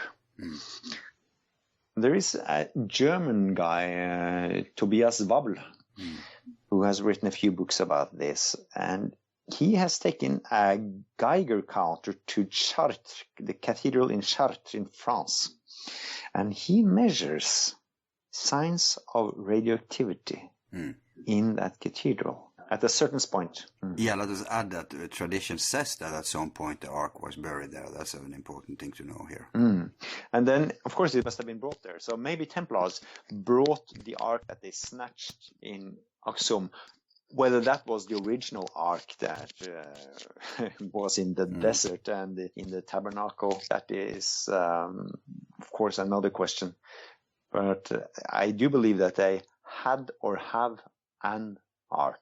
Everybody can build an ark from the description in the Bible if you have enough gold, of course. But yeah, but then again, there are ample indications that there were several arks in original Egypt, things that fits that description, and that the Jews got theirs from, Moses. So he was raised in Egypt, so he had to have it from somewhere. It wasn't just he didn't just dream it up one day. And that ties back to another avenue you probably don't want to go down, but we are exploring it, and that is to do with the evidence for an antediluvian civilization which had some kind of technology, and that Egypt is a remnant of that, which is my favorite pet theory, predating your work here, your hypothesis. But that could explain that there could be several arks, although of course we know that there is this rumor that the Templars snatched it because the very reason they went down to Jerusalem was to find the ark. Don't you think, again, speculation, of course, but what other reason do they have to do the whole Templar project, basically? I think the reason why they went to Jerusalem was to look for souvenirs or relics, a better word for it. I really do. Yeah. And it was an opening because of the crusade. Then suddenly Christians could do as they please instead of just being humble visitors. Now they were in charge, and they really seized the opportunity. Indeed. Yeah, because this old wives' tales about the Templars being invented to protect the pilgrim is outrageous. It's ridiculous. They were reprimanded for not doing their job, and I mean, how much can a group of 9 Templars do? Even 2 guys on 1 horse. Yeah, yes, indeed. No, they were archaeologists, and an ark for sure. And Chartres was one of they built that cathedral, and they had it as one of their famous hiding places. And of course, I wish, do you know if Tobias Wabbel, if he also checked out Roslin Chapel, the other famous Templar hiding place? I think he was there, if I'm not confusing books here. Okay. I would like to know if there's traces of radioactivity there and in the swamp. Nobody, to your knowledge, has checked this out yet? I sent a text message to Marty, and I asked him to take a Geiger counter into the swamp, but I don't know what happened. Okay. Well, he will probably not report to you the results since you... No. And this was before we had this clash due to the bill of law. I wish you sent it to Rick, because we know Marty doesn't like the swamp. No, but he would probably... They would probably consider it, nevertheless. But I tried to get on... I'm in touch with Trinde, which is the English publisher of Tobias Wobble. Unfortunately, his English isn't that good, so we can't interview him yet. We would like that. Yeah, that's a bummer. His second book is only in German, and my German isn't that good, but I managed to... With a dictionary, I see. Slowly. Yeah, that's how I have to read French. But let's hope that book will also be translated to English soon enough. Yeah, I think he's a brilliant guy, and his first book is in English, and it's so enjoyable. Yeah. Really, really. A shout out there for him. Now, finally, Petter, for today at least, would you take this challenge, although you hate speculation, if we were to paint a beautiful picture? You're the one talking about the poetry aspect, the romance aspect. So let's do that. Let's just say here as a disclaimer, we're not claiming that what we're going to say now is exactly what has happened. But if we are to paint a huge picture of what this story is about, from the beginning to the end, not to the end, that's still being written, but I'm thinking about King James, the Grail, the Ark, all this. What is the optimal scenario that could be proved here? From which beginning? How far back? Yeah, how far back should we go? Well, let's say that we have, let's say that King James, let's start with him. Why is he significant here? How could he be tied to this story and the Templars and the Ark and all this? Because I think he is the middle thing here between the Templars and Oak Island, he and Bacon. Some like to call him the wisest fool in Christendom. They really like to put him down. And of course there are reasons for this, but perhaps he was better than they will give him credit for. I cannot fathom how a group of noblemen could do this without the protection and the blessing of the king. And I think that the whole thing started with King James, that they schemed already back in the 1590s that he was to take over the throne of England when Elizabeth died. And you also see that Francis Bacon, when Elizabeth dies and King James enters the throne, he starts his great project. And I think that we give Bacon all kinds of credit, but I think that credit is due to King James as well, with his Bible and everything. So he may have had his challenges, and but I do think that there is a reason to put him in a better light if this thing that I pretend proves to have some kind of merit. And I think that maybe we should look into King James and check if maybe his role merits some lifting up. Yeah. Churton said that he had a hermetic education, and that we know already that he was. I guess he was a nephew of Elizabeth, because it was her sister Mary. Wasn't that the sister of Elizabeth? Yeah, it's Mary Stuart. Yeah, there is some connection there. Yeah, and he was Mary Stuart's son, and he was Mary was Catholic, Elizabeth was Protestant, and so he was like he was a deal they made, because he was raised Protestant, but he was born of a Catholic mother. And if he is the son of, he is the son of Mary, but that would make him the cousin of Bacon. If Bacon, the conspiracy theory that Bacon is the illegitimate son of Elizabeth. That would make them cousins, which would give them a huge reason to put their heads together.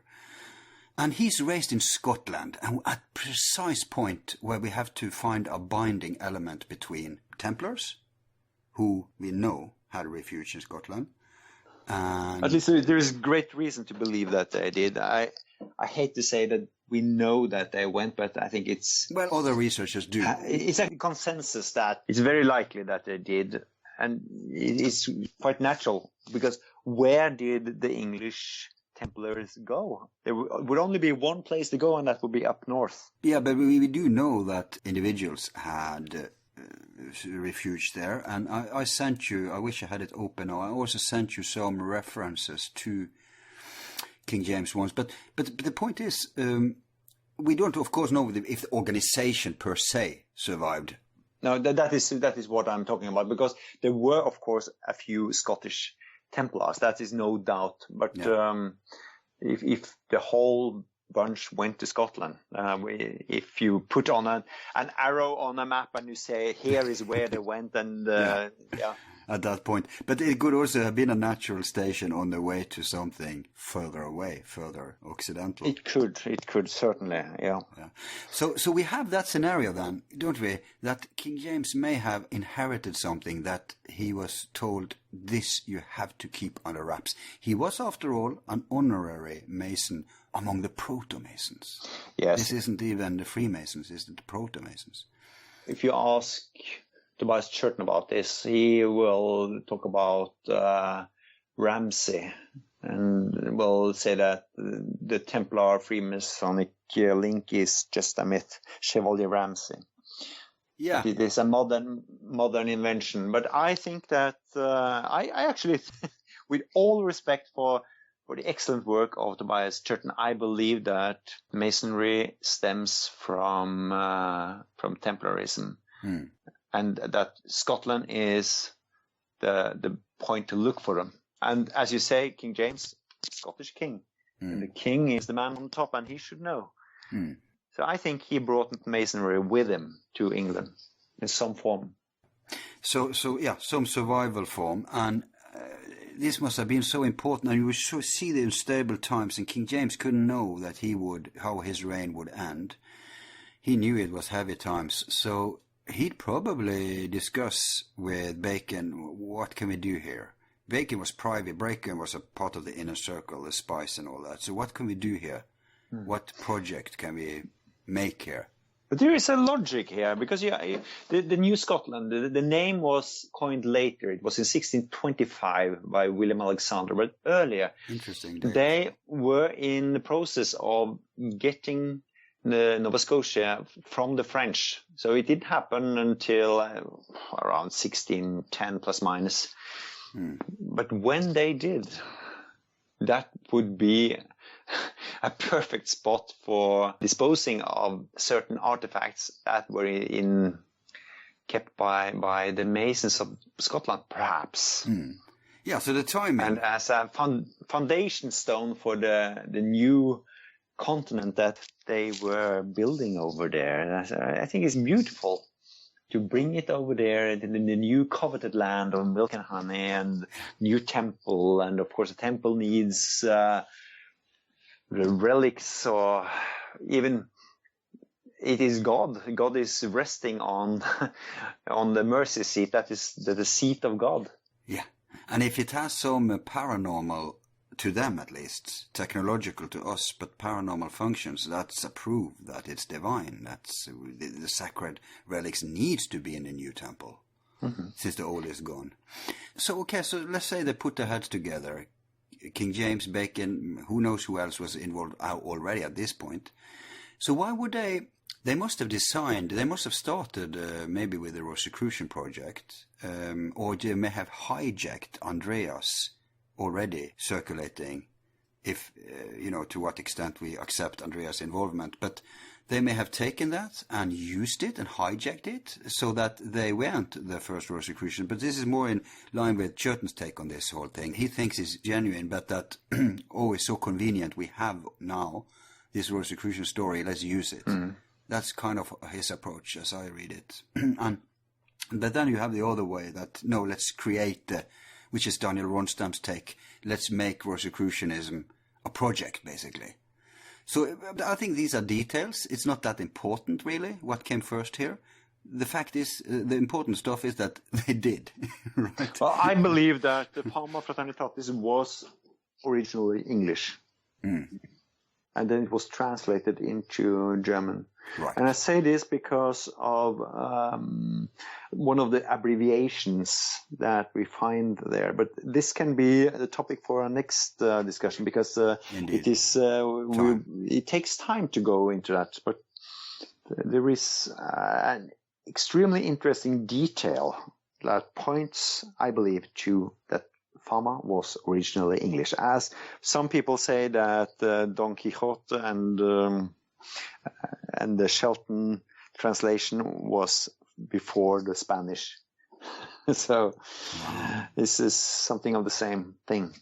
Yeah, so that may be tied in. So we have the Rosicrucian project. You said earlier that in your view we have the Mason project, and for all intents and purposes we can just say that the Rosicrucians, the Templars and the Mason is the same thing in this story. It's just different words for different phases of it. I think it's fair to say that Freemasonry and Rosicrucianism at Shakespeare's time was one and the same, and I say this, as I always do, based on ciphers that unite. They are put on the same page, and it's the same thing. Yeah. So the ciphers just confirm what is already the law, the tradition, because this wasn't a new thought with your ciphers, but they did confirm this connection. So you've said that you think they preserved the practical stuff in Bacon. I mean, the Shakespeare project that would preserve clues to the treasure on Oak Island. And they preserved the method to reach those insights in Masonry then. And the Rosicrucian project, which became Freemasonry in this hypothesis. So that would explain why they would need two projects, right? I usually say it this way when I give talks on the subject, that you have the treasure map, that is Shakespeare, but you need a toolbox to open it up, and the toolbox is Freemasonry. Right.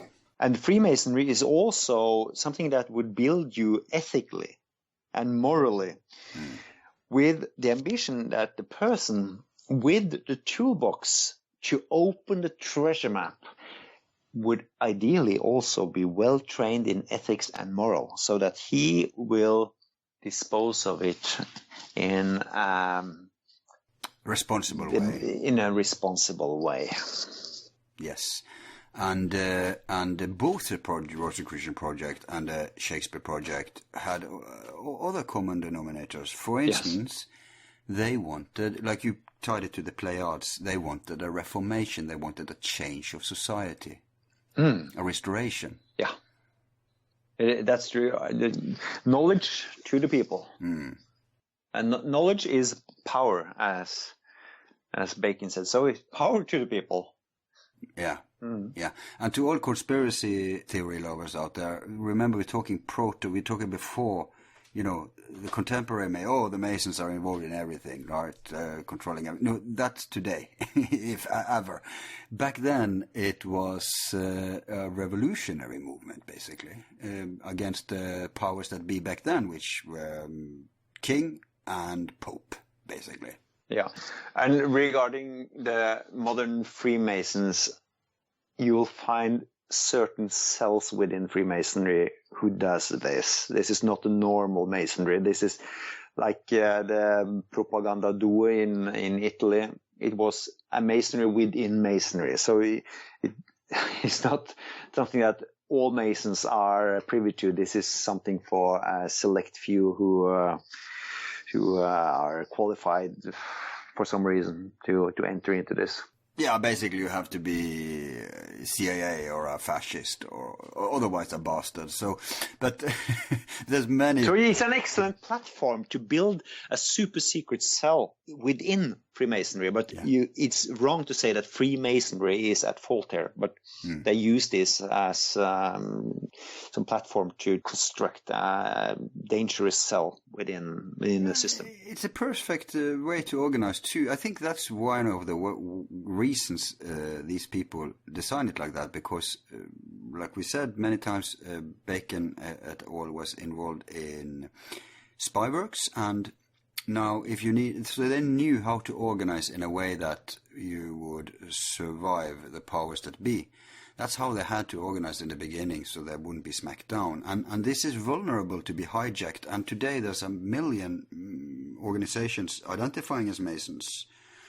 And so, like you said, it's just a few of them who have been proven to be involved in shady politicking and plotting. Yeah. So, and as for propaganda, I don't even think they were calling themselves Masons. I think they were Johannits or something like that. But it's kind of a Masonic structure anyway. Yeah, they're giving Masonry a bad name. Yeah, they and some others. Yeah. But let's go to something more positive now, just for the English audience, because they never, when we talked the last time, they had access to very little, actually. We hadn't put up the links yet, and there wasn't that much to link. Let's start with your books. You had the first book about this, which was in Norwegian called The Organist, which is actually a title referring to you and your work. Well, people think that. Oh, but I thought that. Yes, you are one of the people. And I'm not done reading it, by the way, so I'm excused. I think I explain it in one of the versions of the Norwegian book. It's not in the English book, I think. I'm not certain. But okay. Bacon, his most famous work was Novum Organum, the new organ. Right. From he revised science. So to me, Bacon was the organist. Yeah, that's a very nice, beautiful pun right there. So it's a double meaning, but yeah. Excellent. But anyway, so that book, you wrote that, like we said last time, you wrote it with a very famous, I think that was a chess move on your part to involve Mr. Alan Lowe. Yeah. So he kind of transcribed your meetings, and I have to say this, people, that when you get the book now, it's available in English. When you get the book, you will see that you don't have to understand very much at all in the beginning. He explains this book. You basically will be seeing the book through his eyes in the meeting with Petter, and you'll gradually get to understand what it is all about. And I say this about the book, Petter. I think that explosion of amateur code breakers, which is around now, probably both to your annoyance and pleasure, I think there's many of them have started with your book, and then oh, is this how it works? Wow, I want to do the same. And you encourage people to do that, so you're kind of partly to blame. Maybe. Oh, yeah, sure. So this is a good starting point. I do encourage people to look for things, because there is so much left to be found. Yeah. I see this all the time, but what I'm saying is that you do not need my blessing. If this is something that seems to work, that is fantastic, but it will not be even more fantastic if I say fantastic. Please trust your instinct and publish it somewhere, but do not try to go through me, because I... kind of fed up, aren't you? Many people do. I think I have enough, because I cannot take it further. So why should I amass lots of codes that really does not move this forward? It's like a pressure cooker. Yeah. Yeah, and you've been kind enough and given many people your time, and you pointed people, helped people, criticized. All has been helpful. But I think that they could not foresee computers back then. So obviously this must have been, it wasn't just a group project. Both the Shakespeare Rosicrucian projects were group projects, and also the entire Arc thing here, Oak Island Templar thing, is a group project. But they must have thought also to decode this must be a group project. And that's another reason to get people involved, right? We have computers now, but we also have many bright heads. Yes, and yet this is embedded into the drama and the poetry. So how much of a group effort that would be needed to do this, I cannot really say, but I bought this as the notion that it was just Francis Bacon, but I think maybe Sir Francis Bacon could be the master code constructor here, and perhaps Stanley and Neville were more of the normal poets. The artists in the project, yeah. Maybe. And James with responsibility for the artifacts themselves. Yeah. It must have been a really big group, and I think many noblemen were participating. And of course, William Shakespeare was part of this somehow. But I doubt that his role was with a quill in his hand. Yeah, no, he certainly didn't compose so much. But he may have even he was involved in theatre, so he may have been involved in a play practically, not just as a frontman, but also as someone who performed. Yes, he's supposed to be an actor, so that helps if you pretend you're the author. Yeah. Let's hope he got some groupies and a good life out of this. I think, of course, he did. He had an excellent life. Yeah, compared to his to where he started off, something happened. That's for sure.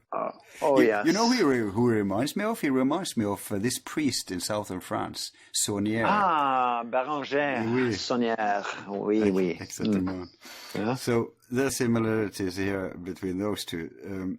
Okay, so the organist has become the 7 Steps to Mercy. Yes, we changed the title to match the film. Our film is now out on Vimeo, but you can watch it in England, but you cannot watch it in Canada or the United States, and not in Germany because of the DVD rights, and not in Norway. So Norway, Germany, USA and Canada are exempt, but the rest of the world can go to Vimeo, the video on demand, and look for the 7 Steps to Mercy. And that is a 3... Yeah? Sorry, no, continue. It's a 3-part series. 3 times, I believe it's 53 minutes. Okay. Yeah. So first of all, that's a weird discrimination, but I guess that's. I guess the rest of us will get our version available eventually. But to get a taste for this, you can go to Vimeo, the free Sweet Swan of Avon. Yeah, the basics where it started. We have linked that up. Yeah. But will you not publish the 7 Steps to Mercy movie to Germany, Norway, Canada, America eventually? Oh yes, but I think they are negotiating. So right, so not yet, but they will come. Yeah, but at the moment. But if you know how to go around the VPN on your computer, then it's no problem. I use you encourage people. Media Hint is what I use on Firefox. Right. That makes it possible for me to watch the Curse local.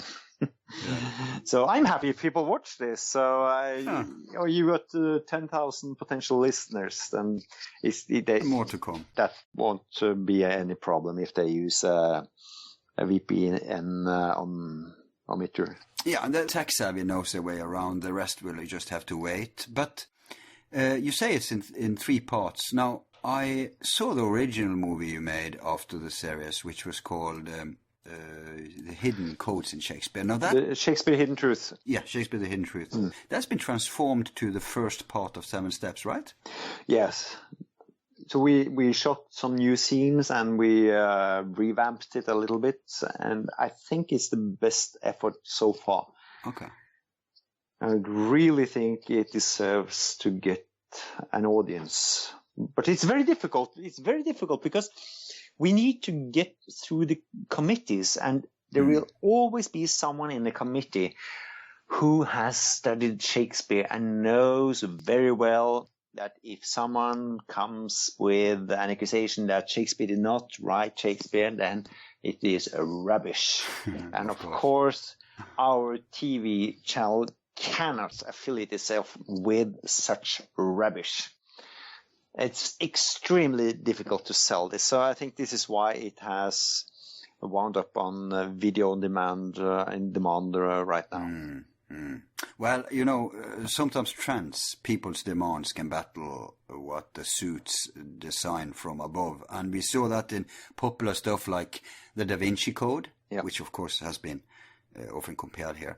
But that went viral just not by marketing, but by people. And the same was true earlier about The Alchemist of Paulo Coelho. So we can see sometimes that stuff, if it becomes popular and known, then you don't need these big marketing projects.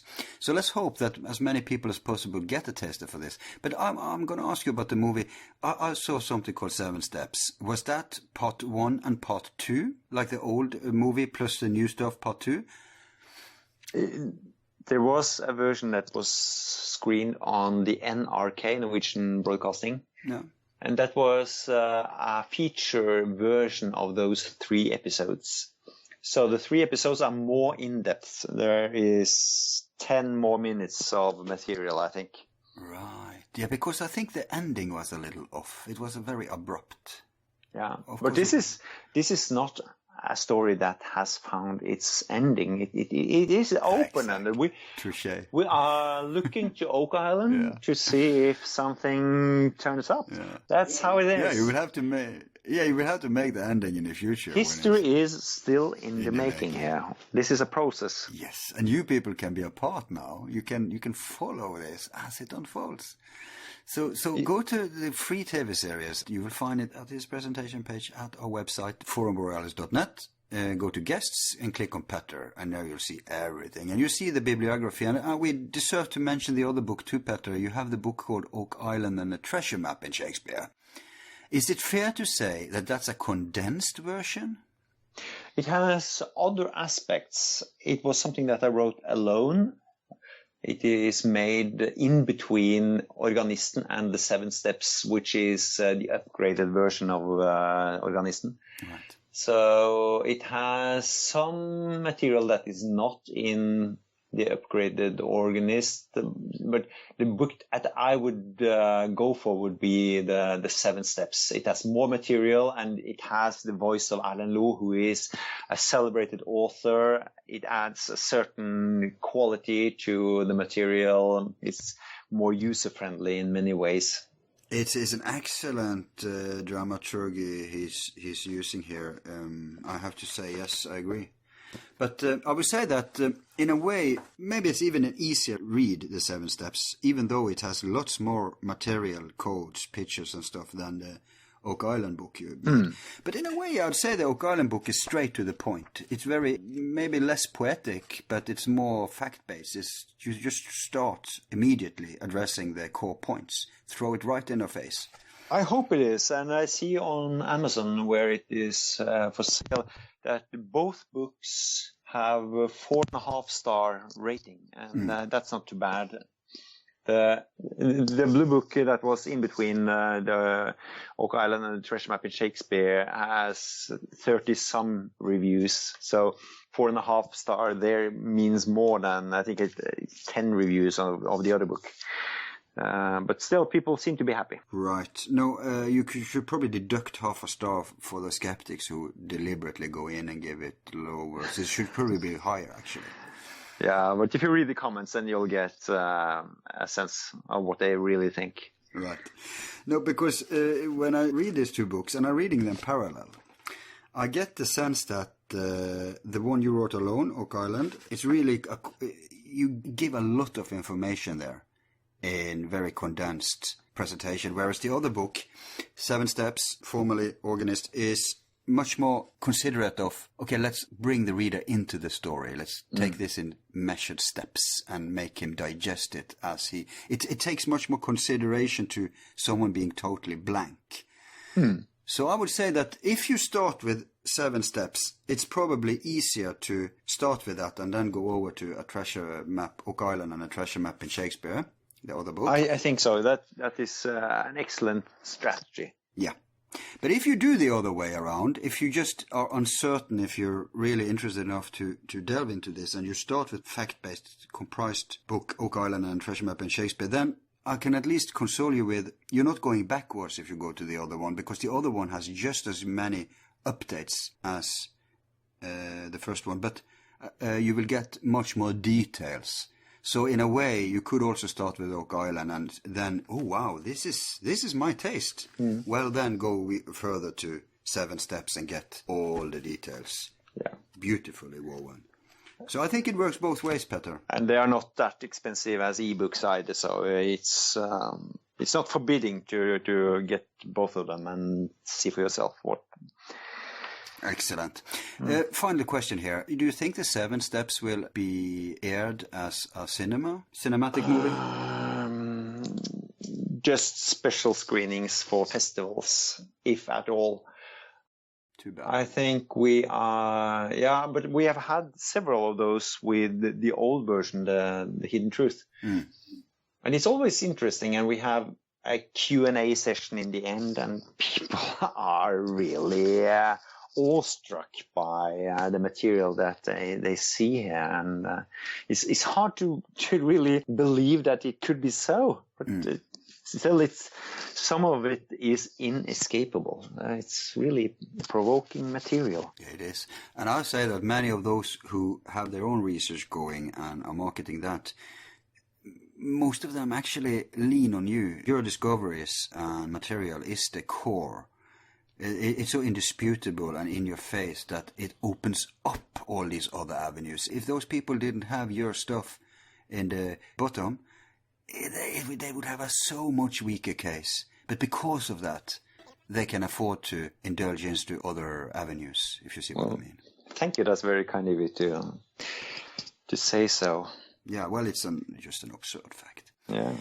It's very kind of you to come on today, Peter, and thanks a lot for coming on and giving us these updates. Very interesting. Thank you so much for having me, Al. It's always a pleasure, and I'm impressed with the effort you make to really delve into this. Sure. You're always welcome here. Thank you. Yeah.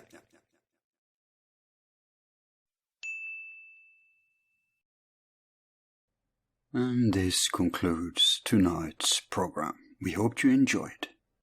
A big thanks to those of you who support us and keeps us going.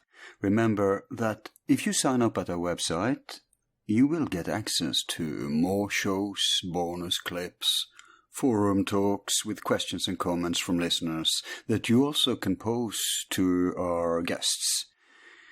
If you want a quick admission, send us a notification that you donated and registered pending approval. Otherwise, it may take some time to get access since we're going on 0 resources but our spare time and voluntary efforts. Finally, we naturally have to check in with Sir Francis before parting. He says, "Imagination was given to man to compensate him for what he is not, a sense of humor to console him for what he is. If a man will begin with certainties, he shall end in doubts, but if he will be content to begin with doubts, he shall end in certainties. Read not to contradict and confute, nor to believe and take for granted, nor to find talk and discourse, but to weigh and consider. Reading maketh a full man, conference a ready man, and writing an exact man. And therefore, if a man write little, he need have a present wit, and if he read little, he need have much cunning to seem to know which he doth not. Some books are to be tasted, others to be swallowed, and some few to be chewed and digested thoroughly. That is, some books are to be read only in parts, others to be read but not curiously, and some few to be read wholly, and with diligence and attention. Hope is a good breakfast, but it is a bad supper.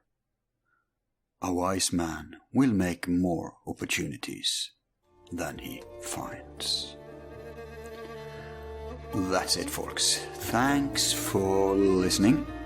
Your host has been Al, and until next time, I remain yours sincerely. Be seeing you.